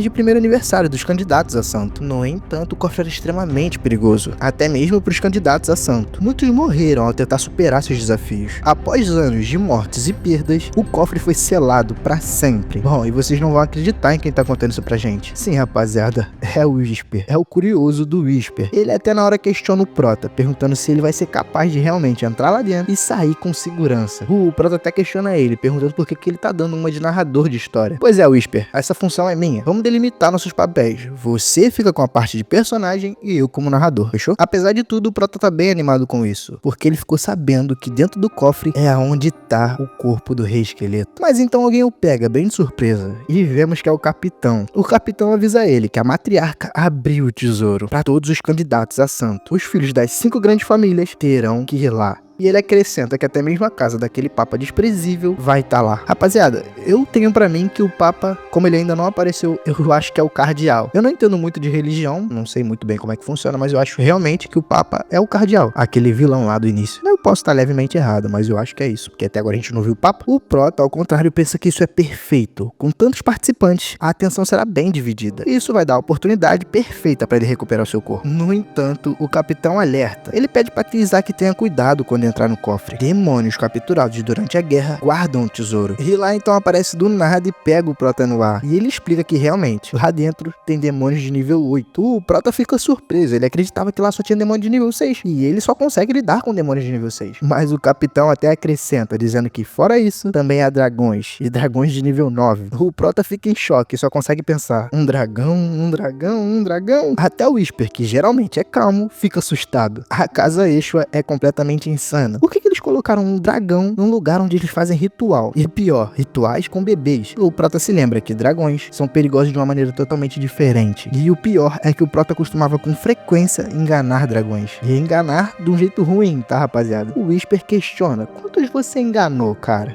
E o Prota pensa: uns 70. O Whisper fica em choque, desacreditado, porque ele lembra que até um ancião dragão caiu nos golpes do Prota. E ele até pensa que talvez esteja na hora dele trocar de líder. O Prota, que escuta isso, fala: eu tô escutando, seu filho do uma. Apesar do medo dos dois, o Prota não tem escolha. O cofre tá cheio de demônios de nível 8 e 9, mas o ruim é que ele só consegue lidar com demônios de nível 6. Então ele tem que arrumar algum jeito de superá-los. Então não tem jeito. O Prota vai ter que entrar no sigilo, na mansão de anexo, onde estão armazenados todos os espólios de guerra da Casa Eshua. E lá ele vai conseguir roubar todos os núcleos de mana. Eu tô pra ver a vida do Prota ficar cada vez mais fácil, mas tá difícil. Cada vez piora mais. Após o plano formado, vemos o Prota em frente à porta do seu quarto. Ele já tá com um livro na mão. E o pior, ele tá pálido. E agora a gente entende o motivo. Ele tá lendo o livro das artes sagradas. As 10 maneiras de derrotar o Rei Esqueleto. Bem, o Prota quer aprender as artes sagradas, mas ninguém o ensina. Ele até cogita usar o controle da mente pra ver se consegue pegar alguém pra ensinar. Mas o Whisper o alerta que usar mana numa família de clero é bem complicado. Só se ele quiser ser acusado de demônio ou destruir toda a família. O Prota reluta, mas ele volta a atenção pro livro. Entretanto, ele não entende nada da teoria. E o livro deixa ele um pouco cansado. Então, do nada, alguém o pega. E é Hilai. Hilai percebe o cansaço do Prota e o coloca no berço, enquanto o capitão tá vendo o livro que ele tava lendo. Hilai então estende a mão e ativa a recuperação, uma arte sagrada. Os olhos do Prota brilham de tanto ânimo. Ele quer aprender, e mais na verdade. Principalmente as artes de ataque. Então ele começa a tentar sair do berço, mas o Whisper o interrompe. Ele diz: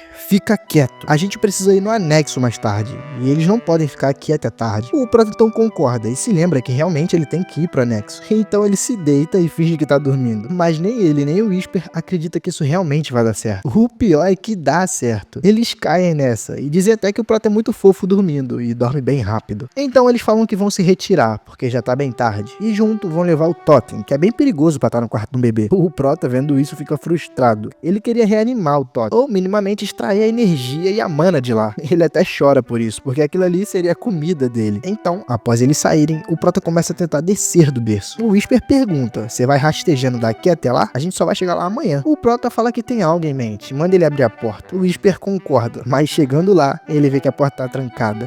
O tio do Prota, o Hilai, trancou a porta. E o pior é que só dá pra abrir do lado de fora. Não só isso, como também tem uma magia sagrada protegendo ela. O Prota se irrita com isso e começa a bater na porta. E de tanto bater, alguém abre. Um menino. Então ele nos é apresentado. Ele é Shuri Eshua, filho de Goel. E ele é um candidato a santo da família Eshua. Shuri continua entrando no quarto e se perguntando se aquele ali é o seu rival. Ele terá que competir contra um bebê? Shuri, como seu pai, também não acredita que aquela criança conseguiu fazer aquilo. Conseguiu curar a árvore. E pior, totemizar um demônio. Nem ele, que é um gênio, conseguiu fazer isso. O garoto então começa a ativar uma magia na sua mão. Aparentemente ele quer deitar o Prota na porrada, mesmo sendo um bebê. Ele não quer um rival a candidato a santo. Mas antes que ele pudesse concluir o ataque, o Prota pega um brinquedo e lança contra ele. E acerta bem na sua cara. O Prota, ao invés de ter medo, ele observa tudo com bastante gosto. E até sorri um pouco. Ele pensa: encontrei minha carona. O menino, por sua vez, começa a lacrimejar e nem consegue segurar o choro. O Prota, pegando o boneco que lançou, começa a dizer que ele viu o garoto reunindo mana pra atacá-lo. Então, por isso, ele merece uma surra e começa a espancar o garoto por todos os lados. O garoto, pra se defender, começa a ativar um escudo. Escudo esse que lança o brinquedo pra longe. O Prota fica impressionado com aquilo e gostou até de ver. O menino vê a surpresa do Prota e até tenta se vangloriar com isso, dizendo que é a única pessoa da sua idade que consegue usar essa defesa. Pelo menos ela no nível 3. Ele então fala pro Prota pra que não fique surpreso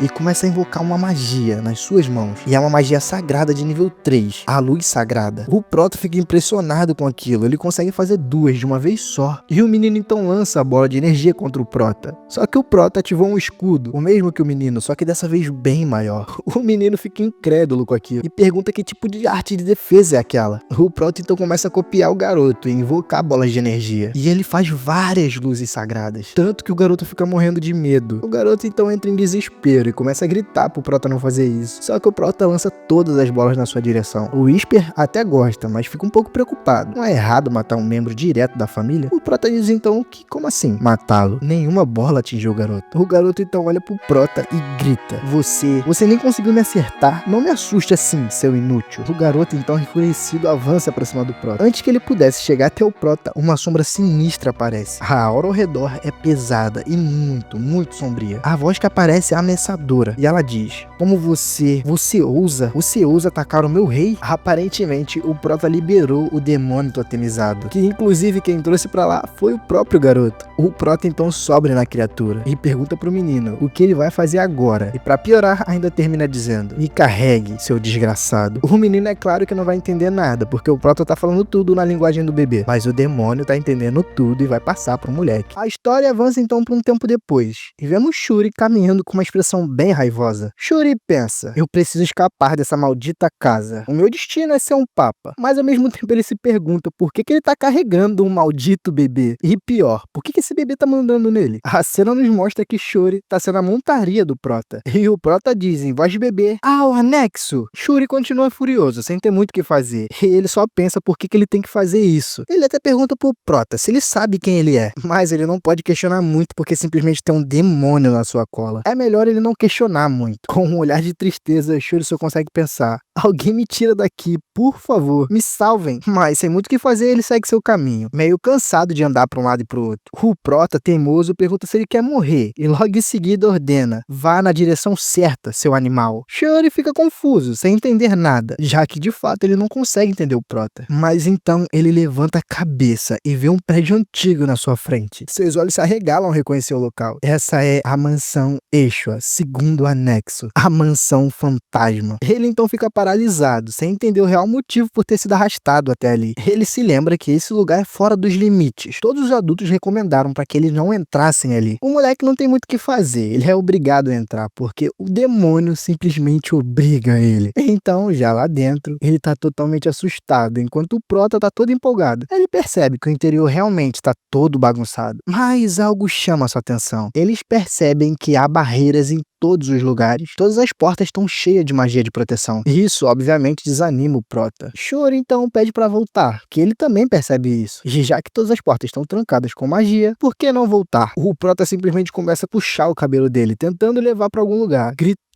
O moleque não entende o que ele quer agora e pergunta se ele quer arrancar seus fios de cabelo. Mas na verdade, o Prota estava querendo parar em frente aos quadros da família. Ali estão os líderes da família. Mas o Prota não se importa nem um pouco. Então ele começa a quebrar todos os quadros, sem a menor cerimônia. Mas tem um motivo por trás disso. Simplesmente, os quadros estavam mantendo a barreira. E agora todas as entradas estão abertas. Então finalmente o Prota desce do ombro de Shuri e começa a rolar pelo corredor, indo em direção àquele cômodo que chamou a atenção dele. Shuri então grita desesperado, chamando o Prota de psicopata. O que você tá indo fazer agora? E o Prota, chegando no seu destino, ele encontra o depósito cheio de mana. Shuri tenta até correr atrás dele, tentando impedi-lo, mas o Prota só sorri e o chama de burro. Na hora ele fecha a porta. E agora que ele tá sozinho, ele começa a absorver toda a mana. E do lado de fora, Shuri começa a bater desesperado na porta, mandando ele abrir. E enquanto ele grita, alguém aparece atrás dele. E é simplesmente a sua família. Alguns anciões e Hilai. Hilai então pergunta o que ele tá fazendo. Shuri se vira assustado e depois que reconhece, fica um pouco aliviado. E até diz: tio, graças a Deus você chegou. É o Isaac. Ele tá lá dentro. O Isaac? Você trouxe o Isaac aqui e ainda colocou lá dentro? Shuri tenta se explicar, dizendo que não. Ele se colocou lá dentro. A velha então interrompe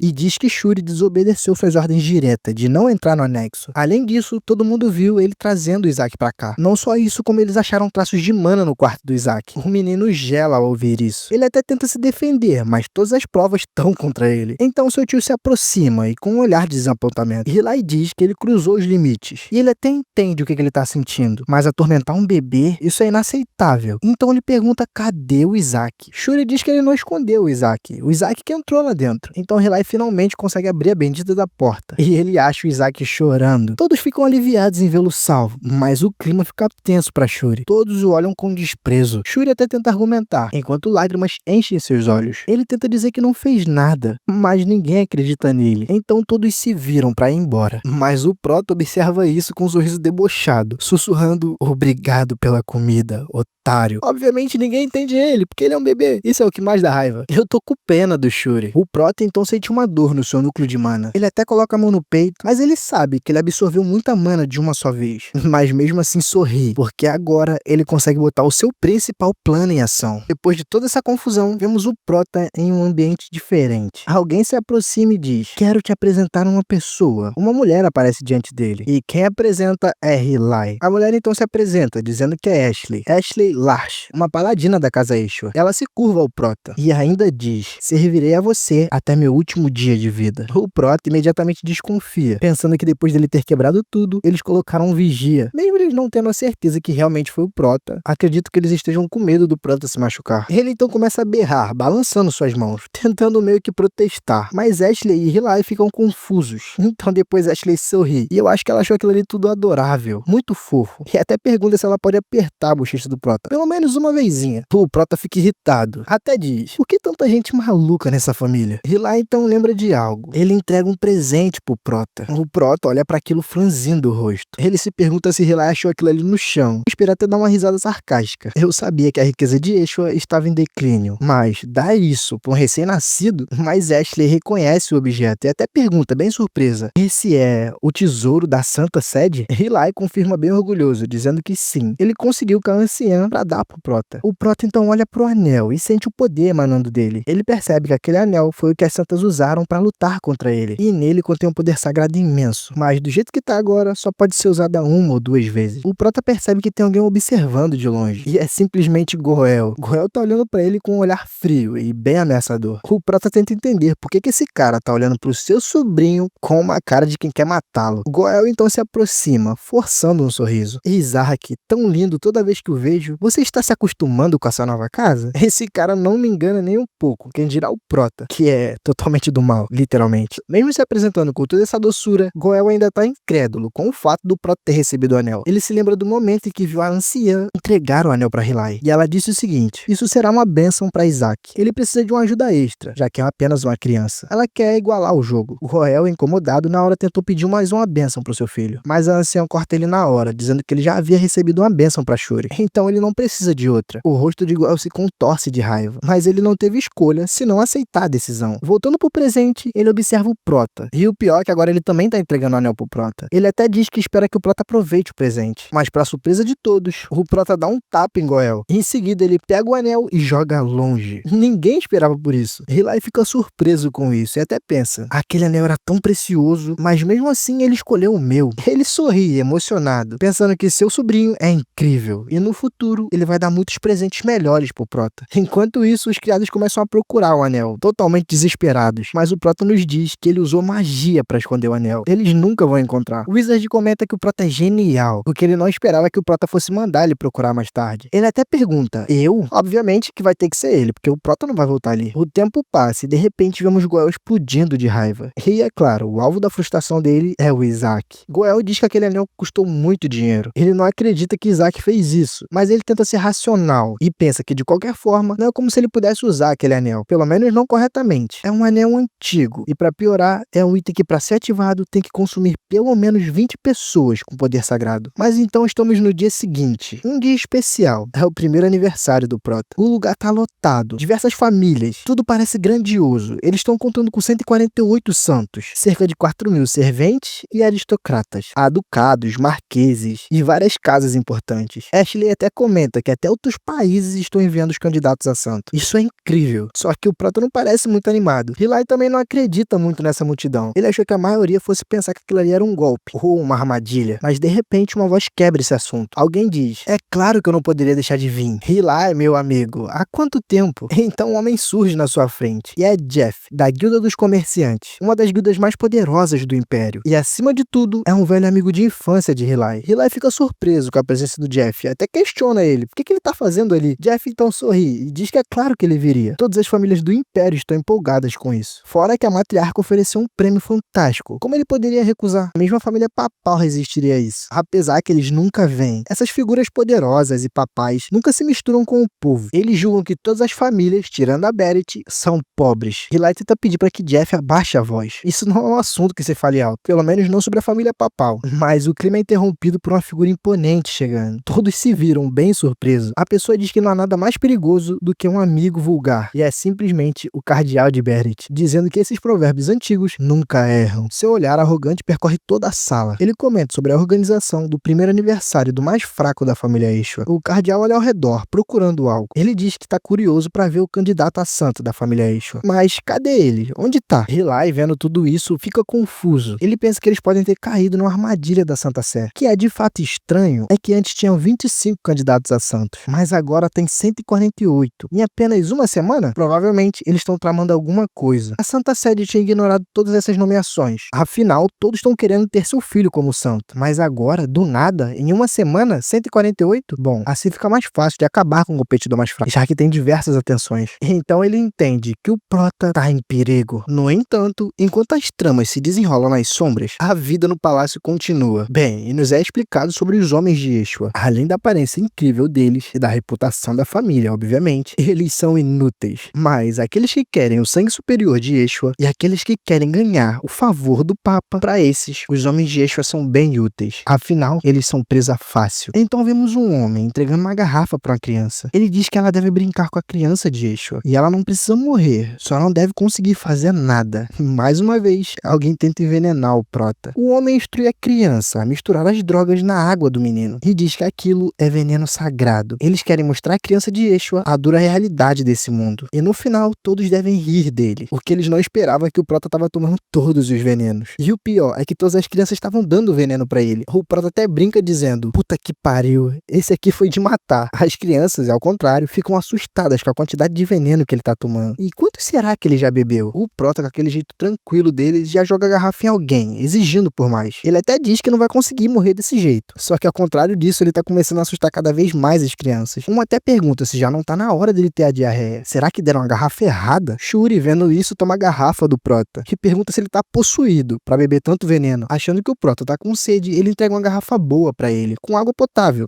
Mas o Prota joga a garrafa na cara de Shuri, dizendo que aquelas não tem veneno. Shuri até tenta ser bom pra ele, mas o Prota quer a garrafa com veneno. Um menino comenta que a dele tem veneno sagrado, que aparentemente é mais pesado. Outro menino alerta ele, dizendo que não é pra dar, porque isso pode matar ele. Mas o Prota percebe que a dele é mais pesada e tem veneno sagrado. Então ele pula na direção do moleque pra pegar a garrafa. Eles então começam a brigar e todos pensam: esse moleque só pode ter uma imunidade alta a veneno. Mas será que ele já chegou nesse nível? Shuri então tá ali embaixo, quietinho, todo quebrado. E outro candidato a santo se aproxima dele e pergunta se o menino tá querendo se sacrificar. Shuri se assusta percebendo quem é. É Kira Beret. Ele até se pergunta o que aquela praga tá fazendo aqui. Então nos é apresentado Kira Beret. É um neto direto da casa do Papa. Todos ficam surpresos em vê-lo ali. Enquanto isso, o Prota continua bebendo veneno, como se nada tivesse acontecendo. Aparentemente, Kira é famoso. Todos o conhecem. Dizem até que ele é o escolhido direto para ser o próximo santo. Mas a cor do cabelo dele é estranho. Uns perguntam se é tinta, porque essa cor de cabelo é incomum na casa Beret. Kira sorri, percebendo o burburinho. Ele até diz que não é incomum verem ali. Afinal, o Papa é o líder de todo o clero. Fora que ele também é uma propriedade que pertence ao Papa. Então, aparecer ali não deveria ser algo tão ruim. Enquanto continua bebendo veneno, o Prota percebe a arrogância de Kina. Mas não é apenas arrogância, é confiança no seu próprio poder. Porque, considerando seu poder divino, ele provavelmente já ultrapassou até mesmo os bispos. E deve ser por isso que ele tá no topo da lista de candidatos. E com o auge da sua arrogância, Kina provoca. Estão tentando me tornar o vilão dessa história? Vocês realmente são candidatos a santo? Que patético. Tudo que conseguem fazer é importunar uma criança? Vocês são idiotas? Apesar da sua arrogância, ele tem um tom de sensatez, né? Pelo menos um pra salvar. Ele então se aproxima do Prota e diz que não é possível que uma criança consiga controlar a imunidade a veneno. Então, provavelmente é o poder do santo que tá protegendo ele. O Prota acha isso engraçado, percebendo que a idiotice faz parte da família. Kira então diz pro Prota não se preocupar, ele vai o curar. Ao redor, algumas crianças murmuram: olha o poder divino dele, ele deve estar pelo menos no nível 5. Ele pode até curar envenenamento. Mas o Prota, que já é macaco velho, percebe a jogada dele. Ele não quer curá-lo por paixão, ele quer usá-lo para chamar atenção e mostrar seu poder divino. Traduzindo, ele quer usar para se exibir. Então, de repente, o Prota avança nele e começa a bater no moleque. E não só isso, ele absorve o poder divino do moleque. Então todo mundo começa a comentar que o poder divino dele sumiu. Kina recua, meio aterrorizado, e diz: não pode ser, essa criança, ela é mais forte do que eu? Desesperado, ele olha pro Prota e aí pensa: esse moleque, ele é um lixo. Então todo mundo começa a olhar pro Prota, meio que assustado com ele. E ele fica puto com isso e começa a gritar com voz de bebê. Vocês acham que podem me olhar desse jeito? Eu vou esmagar a cabeça de vocês com isso. Mas antes que ele pudesse atacar, alguém pula e o agarra. Então vemos que é Shuri. Aparentemente, Shuri tá tentando proteger o Prota, ou proteger as crianças. Um dos coadjuvantes até diz: ele bateu em alguém que tentou curá-lo? O que ele pensa que tá fazendo? Mas Shuri fala, bem baixinho, dizendo que ele não tá protegendo o Prota. Ele tá protegendo as crianças. Se não fosse por ele, todos estavam tomando garrafadas. Mas com um suspiro de resignação, Kino diz: tudo bem, eu só fiquei surpreso. No final, ele é só um bebê. Ele até deseja boa sorte à criança de Ishwa. Ele também diz que entrando na masmorra, eles devem tentar achar uns brinquedinhos pra família de Ishwa. Pelo menos pra tentar salvar o nome da família. Suas palavras soam como um veneno, provocando Shuri e o próprio Prota. Mas Kino não se importa. E o pior é que a voz desse arrombado transmite arrogância. E isso tá me dando uma raiva. Por conseguinte, ele ainda avisa que todos devem saber. O grande tesouro é dele. Os Ishwa jamais chegarão perto do corpo do Rei Esqueleto. Ao ouvir sobre o corpo do Rei Esqueleto, o Prota fica furioso e avança em direção a Shuri. Ele tenta perguntar o que aquele idiota de cabelo branco tá dizendo. Mas tudo que sai é dá.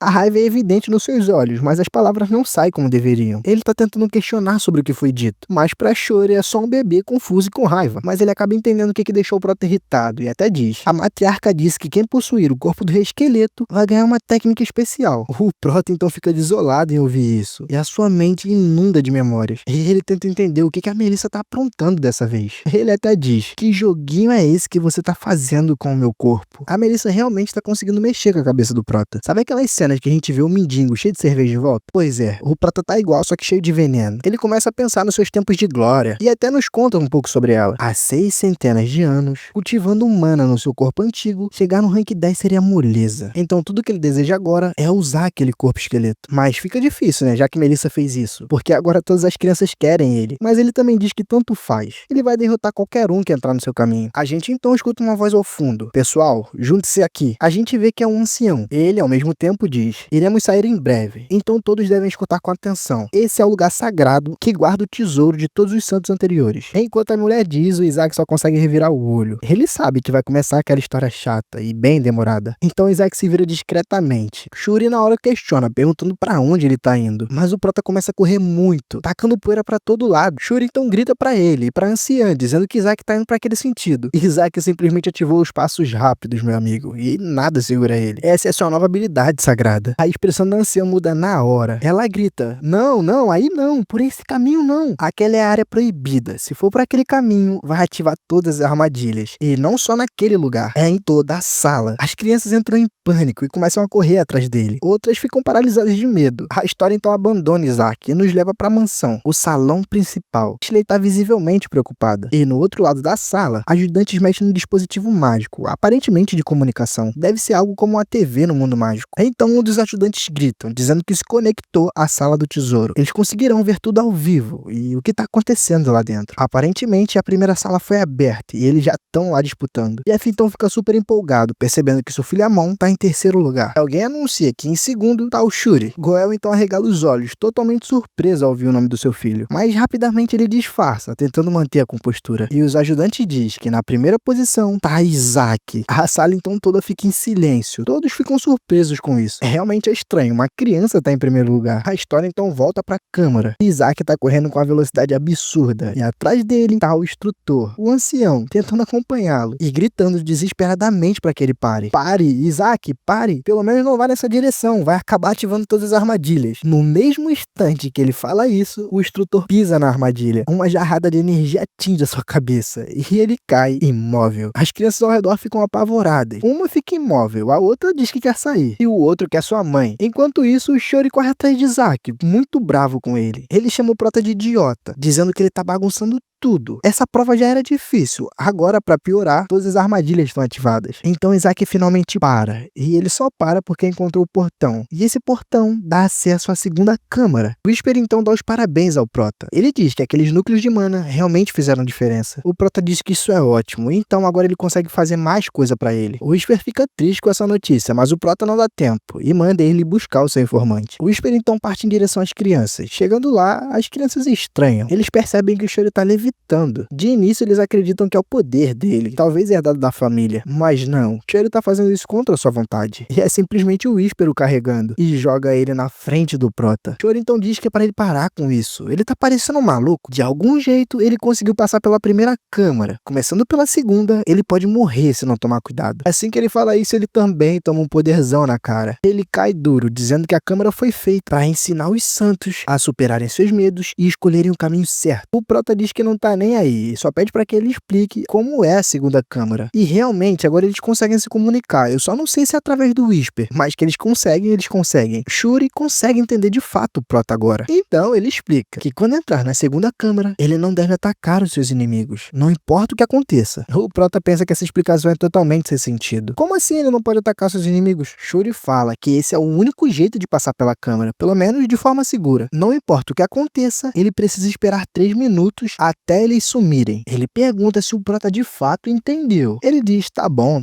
a gente só precisa passear. Ele só precisa esperar e não atacar. Esperar 3 minutos pra ele não vai ser nada demais. Então ele toca na câmara. Uma voz bem suave diz, seja bem-vindo à Câmara da Tranquilidade. Paciência é uma virtude e um raciocínio frio. Não se deixe levar, mantenha sua tranquilidade. Sua paciência o levará para a luz. A cena então volta um pouco no corredor e a gente vê Kina e o seu pessoal. Um comenta que eles estão em último, e se não é algo ruim. Kina diz que não, eles não precisam se preocupar. É só deixar seus escudos de carne irem na frente e ativar tudo. Além disso, tem um demônio de rank 9 lá na segunda entrada. Se os outros foram enfrentar ele, já foram de Vasco há muito tempo. Kina então aponta, mandando os outros olharem, para eles perceberem que a câmara já foi aberta e o desafio já começou. Então vemos quem realmente estava falando com o Prota. É um homem bonito e bem tranquilo. E ele ainda completa dizendo que a sua paciência o levará para a luz. Mas se você não conseguir, você vai morrer. Mas assim que ele fala isso, o Prota grita, filha da puta, e simplesmente joga um raio nele, que também é uma nova habilidade, é a morte instantânea. Isso tudo porque ele disse que esperar 3 minutos seria bem fácil e nada demais. Shuri fica puta e o chama de idiota. O Prota diz então que como ele poderia se segurar se aquele cuzão tava bem na frente dele. O Whisper até comenta que realmente ele aguentou 3 segundos. Ele esperava bem menos. Então a segunda câmara alerta que ele falhou. E aqueles que não conseguem ser pacientes devem lidar com a punição divina. Shuri fica tristinho, sabendo que eles estão ferrados. Mas o Prota não. O Prota começa a invocar uma magia na sua mão e simplesmente corta um monstro no meio. Shuri não entende nada e se pergunta como é que ele conseguiu fazer aquilo. O Prota destroçou o monstro. Após esse golpe grotesco do Isaac, o monstro simplesmente se desfaz, transformando-se em nada além de rocha. Mas Isaac fica intrigado, se perguntando se realmente isso é um demônio de rank 8. Se for, eles só podem estar de brincadeira. Aquela criatura tinha as assinaturas do seu subordinado, um dos 14 demônios de elite, os mais poderosos que ele treinou enquanto era o Rei Esqueleto. Aquela magia inata era dele. Mas por que estava funcionando? Por que estava funcionando ali, debaixo da casa Ishwa? Será que tem a ver com o corpo do Prota? Bem, o Prota diz que vai investigar isso. Ele então se vira para sair, mas antes que possa fazer isso, ele para. Ele ouve garotos atrás dele comentando. Um dos meninos diz, eu não esperava que os garotos Ishwa fossem tão eficientes assim. Olha só, eu disse que eles saberiam o caminho. E quem falou isso foi Nigel. Ele é filho de um duque. Ele faz parte de uma das 5 grandes famílias de feiticeiro. Algum outro garoto comenta, vocês não têm ideia do que a gente passou por conta daquele pirralho. Aposto que vocês estão tentando entrar para colocar mais armadilha. Isaac observa a cena, impassível. A única coisa que vem na mente dele é, sobreviveram tantos ainda? O grupo de Nigel não poupava acusações. Um deles diz até que não imaginava que a casa Ishwa fosse tão covarde. Eles não só ameaçam Isaac, tá? Eles ameaçam também Shuri, dizendo que ele faz parte disso tudo. Shuri diz, eu com ele? Não, eu não tô com ele não, vocês estão enganados. Mas ele simplesmente é ignorado. Os olhos estavam fixos no Isaac. Nigel até pergunta pro seu grupo se eles não viram Isaac. Ele passou por todas as armadilhas. E o impressionante é que ele não ativou nenhuma. Isso sequer faz sentido, mas algo chama a atenção do grupo. Eles notam algo brilhante no pescoço de Isaac. Nigel não perde muito tempo e arranca o anel, achando que é o anel que evita as armadilhas. E ainda se vangloria, dizendo que agora sim, agora eles vão conseguir passar pela câmara sem problema. Shuri assiste a cena, bem intrigado. Algo tá errado. Isaac não dá nada de graça e muito menos calmo desse jeito. Não era do feitio dele deixar que alguém pegasse algo dele assim. Pelo menos não sem lutar. Então as crianças simplesmente avançam. Nigel agora fica totalmente despreocupado e confiante. Ele acha que com aquele anel, o corpo do Rei Esqueleto vai ser dele. Dele não, da sua família. E com um sorriso super arrogante, Nigel marcha à frente. Só que ele simplesmente dá um pisão e cabum! Uma explosão devastadora ocorre. E não é só Nigel que voa pelos ares, é todo mundo. segundo. Shuri gagueja, incrédulo do que ele viu, e pergunta pra Isaac se ele viu isso. E Isaac solta uma risada cruel. É claro que ele viu. Será que Isaac atraiu eles de propósito pra isso? Bem, Isaac ignora o caos e simplesmente segue. Mas agora ele tá montado em Shuri. Ele agradece o sacrifício das crianças. Mano, esse cara literalmente tem a personalidade até pior do que a do Lorde Fronteira. Esse maluco é um puto de um psicopata. O Prota só não percebe que atrás dele tem mais um grupo de crianças. Eles sussurram entre si. Ele tem energia divina. Ele é da Casa das Santas. Nigel foi um idiota.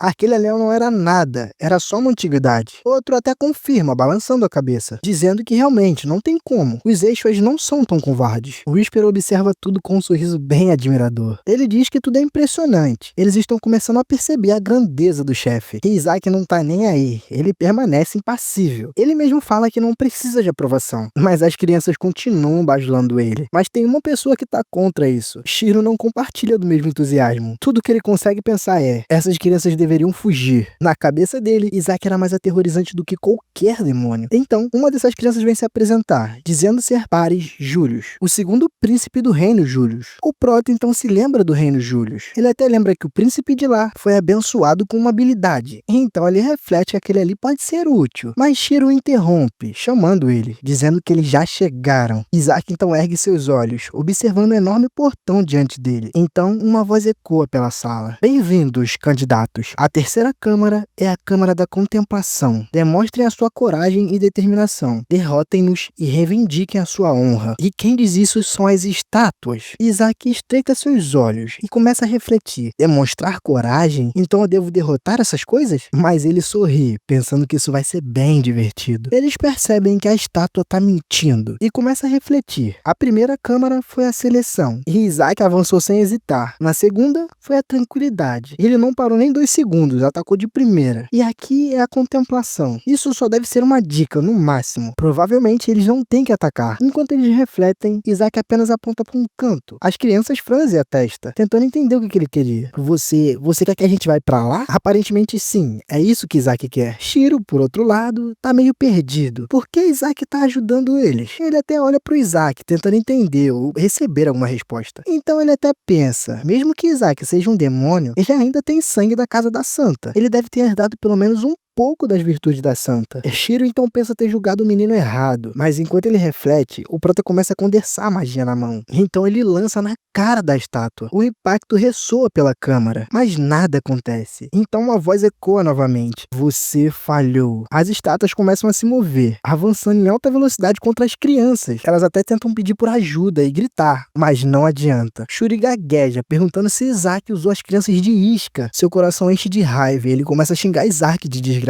Isaac nem sequer liga pra ele. Seus olhos estavam fixos na carnificina diante dele. As estátuas então atacam sem piedade. E de novo elas falam: santos não devem confiar tão fácil nas palavras dos outros. E vocês querem saber o que são essas coisas? Sim, são demônios. Marionetes criadas com magia de um dos 14 demônios de elite. Os bonecos mentirosos. Isaac fica feliz com tudo isso. Seus olhos cintilam de malícia e alegria. Ele acha aquilo tudo perfeito. A cena diante dele era caótica e cruel, mas ele adorava cada segundo dela. E ele acha que tem que ser isso mesmo. Os demônios devem ensinar o amargor da vida, sem nenhuma piedade, nenhuma hesitação, apenas destruição. Enquanto o caos domina a câmara, o Prota simplesmente se torna invisível. Ninguém mais consegue ver, nem mesmo as crianças. E o pior é que ele só esconde junto o Paris, só porque ele estava interessado pelo garoto. O que ele tá usando para ficar invisível, ainda assim é uma técnica sagrada, mas essa é de nível 6, a invisibilidade. Hilai ensinou para ele antes que eles entrassem na câmara. Isso que era pra usar em casos extremos. De fato, ele usou a habilidade na hora certa. Paris, que ainda tá meio confuso, agradece, pedindo obrigado. Ele diz que não sabe o que teria feito sem o Prota. O Prota só diz que tanto faz. Então ele joga o anel pra Paris, mandando pegá-lo. Paris, sem entender totalmente, agradece, embora não saiba o que o anel representa. Quando ele segura, algo estranho acontece. O Whisper, que tá vendo isso, diz: claro, mestre, claro. Paris simplesmente seca por completo. O Prota sabia que ele era o que mais tinha poder divino. veneno. E esse anel, pra quem não sabe usar, suga sua energia divina. Shuri, observando, começa a pensar com raiva. Aonde meu tio encontrou esse monstro? Esse cara realmente é mau. E eu concordo com Shuri. O Prota é muito mau. Nossa, sério mesmo, nem o Lorde Fronteira chegou nesse nível. De todos os manhwas que eu já vi e mangá, esse é o personagem mais filho da que eu já conheci. Enquanto isso, as crianças tentam se agrupar, formulando um plano para se defender e derrotar o demônio. Alguns tentam se defender, outros atacam. Eles então ganham confiança e percebem que o plano pode dar certo. Mas antes que um dos meninos consiga atacar, algo estranho acontece. E o que acontece é que o Prota joga um anel na direção deles, sugando a energia de quem estava atacando e de quem estava se defendendo. As crianças obviamente caem na hora. O demônio que avançava, ao perceber que não estava mais sendo atacado, para por um instante, sem entender o que está acontecendo. Ele começa a procurar por mais alvos. O Prota então nos diz que a boneca mentirosa não ataca quem já caiu, e ele só tá desmaiando as crianças, não as matando. Eles devem até o agradecer depois. Tudo bem, Prota, tá bom, você ganhou um pouquinho mais do meu coração, mas eu tava achando que você ia ser um cara mais filha da puta do que você já tá sendo. Mas vamos seguir, vamos ver até onde você vai. Então vemos que quem tá passando com o anel é o Whisper. O anel não tá sendo jogado, o Whisper que tá carregando. E ele já tá quase acabando com um lado, então eles têm que partir pro outro. Mas então algo acerta o demônio e manda ele pro reino dos pés junto. Ninguém entende o que foi isso, e simplesmente Kina aparece. O Prota nem fica surpreso com isso, na verdade ele acha até estranho, esse moleque tava demorando a aparecer. Shuri também comenta, dizendo que sabia que ele era forte, mas não imaginava que ele fosse tão forte assim, não pra derrotar essas estátuas. O moleque então invoca um grifo gigantesco, e esse grifo é um espírito sagrado. Isso deixa todos ainda mais chocados. Kina então diz, eu não sabia que havia outras pessoas capazes de derrotar demônios. Ou será que ele levou todo mundo pra mais uma armadilha, como fez lá na primeira câmara? Um dos meninos se levanta e interrompe. Não, ele não fez isso. Aquele bebê estava tentando nos ajudar. Ele até nos ensinou um jeito. O Prota fica incrédulo e pensa que não, isso não é possível. Eles só podem ter batido a cabeça. Isso nem sequer faz sentido. O Whisper também se mantém cético e pergunta pro Prota se é isso que eles chamam de síndrome pós-choque. Kina, com sarcasmo, rebate. Salvou? Vocês não têm vergonha de serem chamados de candidatos a santo e pensar que vocês precisavam ser salvos por um tampinha. Mas o moleque fala que ele não pode falar nada. Ele estava atrás de todo mundo esse tempo todo. Ele passou tranquilamente por todas as armadilhas e todos os portões. Os meninos até dizem que quando eles saírem, eles vão falar isso pra todo mundo e pra todos os adultos. O suposto candidato número 1 a santo não fez porra nenhuma. Eles continuam brigando e discutindo, mas algo interrompe. Uma enorme bola de energia começa a subir no ar, iluminando tudo ao redor. A bola de energia então começa a falar. A bola então diz que é um guardião e até dá os parabéns a todos. Parabéns por completarem a segunda camada. Eu sou o guardião do tesouro e do último portão. Agora escolham. Querem pegar o tesouro agora e finalizar o teste ou encarar o desafio da terceira camada? O Whisper sente algo estranho e comenta com o Prota. O Prota diz que também sentiu. Aquilo é um dragão. O guardião então fala que eles têm que escolher. Se eles continuarem, eles podem correr o risco de morte. O Prota fala que provavelmente o aviso é sério, já que tá vindo de um dragão. Só que os meninos estão cheios de determinação e começam a gritar, dizendo que não vão desistir. Eles vão entrar na terceira camada. Rapaziada, parece que a escolha é unânime. Todos querem encarar o terceiro desafio. O dragão, então, com a sua voz profunda, declara: vocês correrão risco de morte nesse desafio, mas tudo bem, que comece a terceira camada. Mas antes, o guardião avisa: aqueles que vieram até aqui buscando se tornar santos devem encarar o desafio final. E o último desafio será simples: adorem Deus. E simplesmente uma estátua aparece. E sinceramente, rapaziada, eu já vi essa história de adorar Deus antes e não deu muito certo. As crianças então ficam um pouco confusas e tentam entender o que é aquilo. A figura até parece um pouco cardeal, me lembra bastante ele, mas na verdade é aquele bendito daquele Deus, o Deus Supremo. A estátua então fala: mostrem respeito a Deus. Apenas aqueles que demonstrarem sua fé diante dele poderão entrar na terceira camada. O Prota, vendo isso tudo, fala: que porra é essa? Eles querem que eu me ajoelhe pra esse merda? Pro cara que me fez de trouxa por centenas de anos? Um dos moleques se aproximam da estátua e simplesmente se ajoelha. Ele diz: Senhor, és digno de toda a glória, honra e louvor. Seu servo querido o adora. A estátua então responde: você aprendeu bem, pode seguir em frente. Todos ficam surpresos com aquilo ali. Realmente é isso. isso é bem básico. Shuri então pergunta pro Prota o que ele tá fazendo. Por que ele tá se afastando? Eles precisam orar. E Isaac fica puto com essa frase e bate logo nele. O Prota pergunta se Shuri acha que ele tá maluco. Ele não vai se ajoelhar pra esse cara. Kina então se aproxima da estátua. Ele diz que vai mostrar a oração correta e vai ensinar pra todo mundo. Então o observem. Todos então começam a copiá-lo, mostrando respeito à estátua. A estátua então observa aqueles que ainda estão de pé e pergunta se eles vão desistir e preferir a morte. As crianças, assustadas, logo se ajoelham. A estátua então olha pro Prota e pergunta: e você?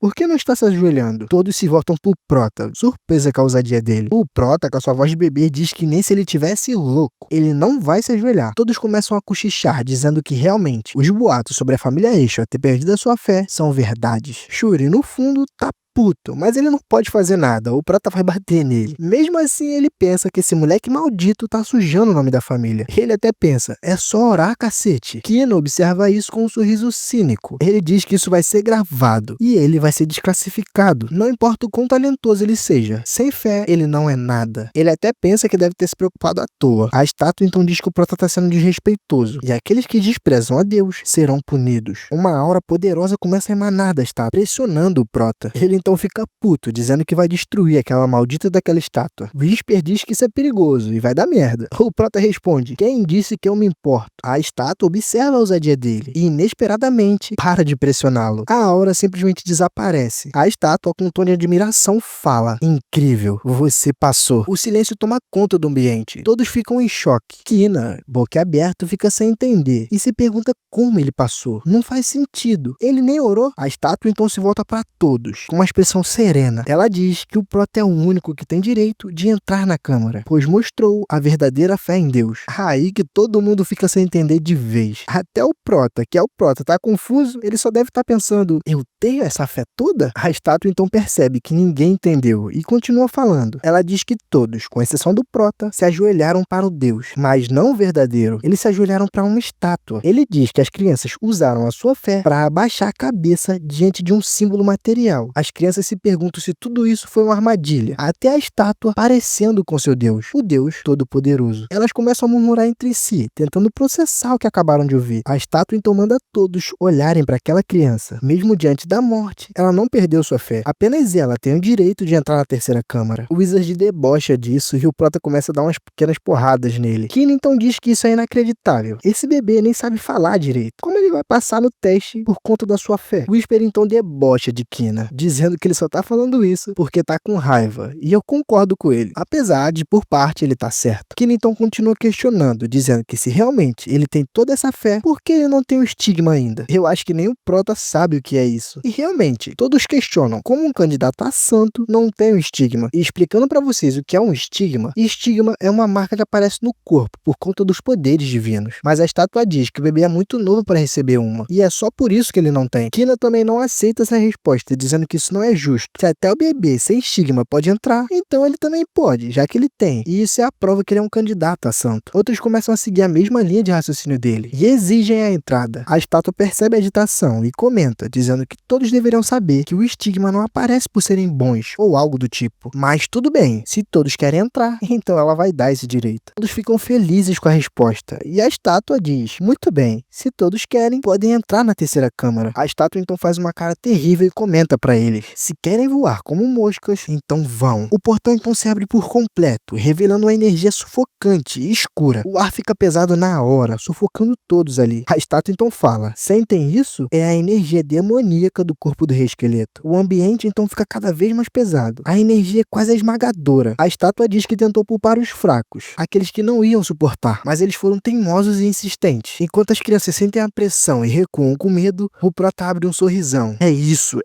que ele quer. O corpo do rei esqueleto tá ali. O Prota então começa a avançar em direção à entrada da terceira câmara. Seus olhos brilham de excitação. Ele nunca imaginou que conseguiria ver seu corpo de novo, não depois de ter destruído ele. Ele sente a mana vazando da câmara, o ar denso e sufocante, e ele adora isso, tá dando prazer a ele. Seus lábios se curvam num sorriso até. A estátua então manda para que todos olhem para aquela criança. Observem a sua fé, a prova viva de que sua fé é inabalável. Todos olham pro bebê e perguntam permanecem imóveis. Na verdade, eles estão achando que o prota perdeu foi a cabeça. Mas pra estátua não. A estátua até manda olharem de novo. A expressão corajosa de um guerreiro. A coragem diante da morte. Todo mundo pensa que aquilo ali não é coragem. Ele parece um maluco. Mas a estátua fala de novo, dizendo que ainda não é tarde. Aqueles que não têm a mesma coragem diante da morte devem se retirar. E caso tomem essa decisão, ele vai deixar levar um tesouro da segunda camada. Eles na hora pensam em aceitar. Mas Kina dá um passo à frente. E sua voz ecoa com determinação. Ele diz que não. Ele quer entrar na terceira câmara. Ele não vai levar nenhum tesouro da segunda. Todos se viram pra eles, surpresos com a declaração. E aparentemente, se um decidir que vai entrar, todos têm que entrar junto. Ou todos saem, ou todos ficam. O prota vê a ousadia dele, dizendo que ele só pode estar maluco. Obviamente, o prota é a exceção, então ele vai resolver tudo de boa. Mas os outros não. E pra piorar, Kina completa. Ele pede para que a estátua ative todas as armadilhas. As crianças ao redor começam a falar que ele é um maldito. Ele quer que todos morram? A estátua então pergunta se ele tem certeza. Depois que todos entrarem, não tem garantia de retorno. Kina então reflete consigo mesmo. Nenhum santo conseguiu pegar o corpo do rei esqueleto. Não até hoje. Nem mesmo a genial Santa Melissa. Ela não ia deixar um bebê morrer ali. Então certamente tem algo lá dentro que vai nos ajudar a sair. Kina, que já gosta de falar besteira, completa mais uma vez. Ele pede para que a estátua deixe tudo mais difícil, para que os outros não achem que eles seguiram pelo caminho mais fácil. O prota fica só olhando, pensando que esse Kina tem um parafuso a menos. Só pode. A estátua então diz: muito bem, se esse é o seu desejo, assim será. Será até mais fácil encontrar o verdadeiro santo entre vocês. Um dos garotos fica puto com isso e diz que ele vai ter que resolver isso sozinho. Esse maldito. Ele acabou arrastando todo mundo pra essa história. De repente, todos começam a levitar, sem eles conseguirem resistir. Então eles já estão dentro da câmara e o prota sente aquela sensação, parecendo idêntica ao reino demoníaco. O Whisper, que tá ao lado, aponta com urgência, mandando o prota olhar pra lá. O prota então segue o olhar de Whisper. Seus olhos arregalam a ver a mão imersa, envolta em uma energia negra. O prota diz: ah, que lindo, meu bebezinho, quer dizer, meu corpo. Um sorriso maníaco surge no seu rosto. Ele pensa que provavelmente o seu corpo absorveu o poder da terceira câmara. As crianças começam a recuar, reparando que ali tá o corpo do rei esqueleto, pelo menos uma parte dele. Uma delas até diz: toda essa energia vem apenas da mão dele? O prota na verdade ri dessa situação. Da mão? Isso aí tá vendo só do dedinho. E ele diz isso porque todo o resto é réplica. Só uma pequena parte do dedo é de verdade. De repente a energia aumenta na mão, jorrando poder, e um demônio surge dela. As crianças começam a se afastar com medo, reparando que aquilo ali é um demônio. O guardião só observa tudo e ele continua se mantendo impassível. Ele fala que foram eles que pediram para aumentar a dificuldade, então eles devem enfrentar a consequência. O demônio então começa a gritar e berrar, dizendo que eles não deveriam ter cobiçado o corpo do seu rei, o rei esqueleto. As crianças imediatamente apontam para Kina, dizendo que ele é o culpado e ele deve resolver essa situação. Kina, no entanto, mantém sua confiança e diz para que confiem nele. Ele também promete que todos sairão dali com um tesouro. Ele reconhece o inimigo. É um dos 14 demônios de elite, o subordinado mais fiel do rei esqueleto. Kina sabe que ele é muito burro e foi capturado pela família do Papa. E ele sabia que ele estava ali. Então por isso ele estudou e se preparou com um feitiço específico só para esse demônio. Então ele começa a emanar uma energia, mandando que o demônio se ajoelhe. Todos reparam que aquilo ali é a energia divina da casa do Papa. O demônio no começo até se intimida, mas na hora muda. Em vez disso, ele se volta direto para Kina, perguntando com um tom de ameaça: então é você. Você é aquele que cobiça o corpo do meu rei. A cena então simplesmente muda e a gente tá na entrada do cofre. Todos estão se perguntando o que aconteceu lá dentro. Eles perderam contato com o familiar demônio que estava lá. Um figurante grita dizendo que isso é ruim. Ele diz que o selo do 14º demônio foi rompido. Jeff então pergunta a Riley se o demônio é aquele subordinado do rei esqueleto. Confirma, percebendo que é um enorme perigo para todas as crianças. Alguns nobres perguntam sobre os anciões que estavam lá dentro. Um outro ancião fala que eles entraram lá para desativar as armadilhas, mas até agora não retornaram. De repente, uma luz cegante emana do portão do cofre. Todos recuam e uns suspeitam que aquilo seja energia demoníaca. Talvez seja o demônio de elite. Mas não, eles sentem que não é energia demoníaca. Então eles se convencem que aquilo veio de Kina, que tá lá dentro. Aquele que possui o sangue do Papa. Os nobres, sem nem terem a certeza, começam a parabenizar o cardeal. Uns dizem que realmente ele era o melhor candidato a santo. O cardeal finge modéstia, mas, por dentro, ele se delicia com ignorância. Ele pensa que com o corpo do rei esqueleto, ninguém poderá desafiar sua autoridade. Muito menos da casa do Papa. Nem mesmo a família Eshua. Agora eles terão que abaixar a cabeça e respeitar totalmente a família. A sua honra foi devastada. Então, todos percebem que as crianças estão voltando. Riley vai ficar tenso, ansioso pra ver Isaac e Shuri. E quando as primeiras crianças começam a aparecer, o vídeo acaba, rapaziada. Vai ficar pra próxima descobrir quem sobreviveu e o que aconteceu lá dentro. Se vocês querem continuação, é só comentar que eu vou estar observando os comentários. Esse vídeo eu deixei um pouco mais longo pra vocês sentirem exatamente a pegada do manhwa. Espero muito que vocês tenham gostado, então não esqueçam de curtir, comentar e deixar o like. E fui!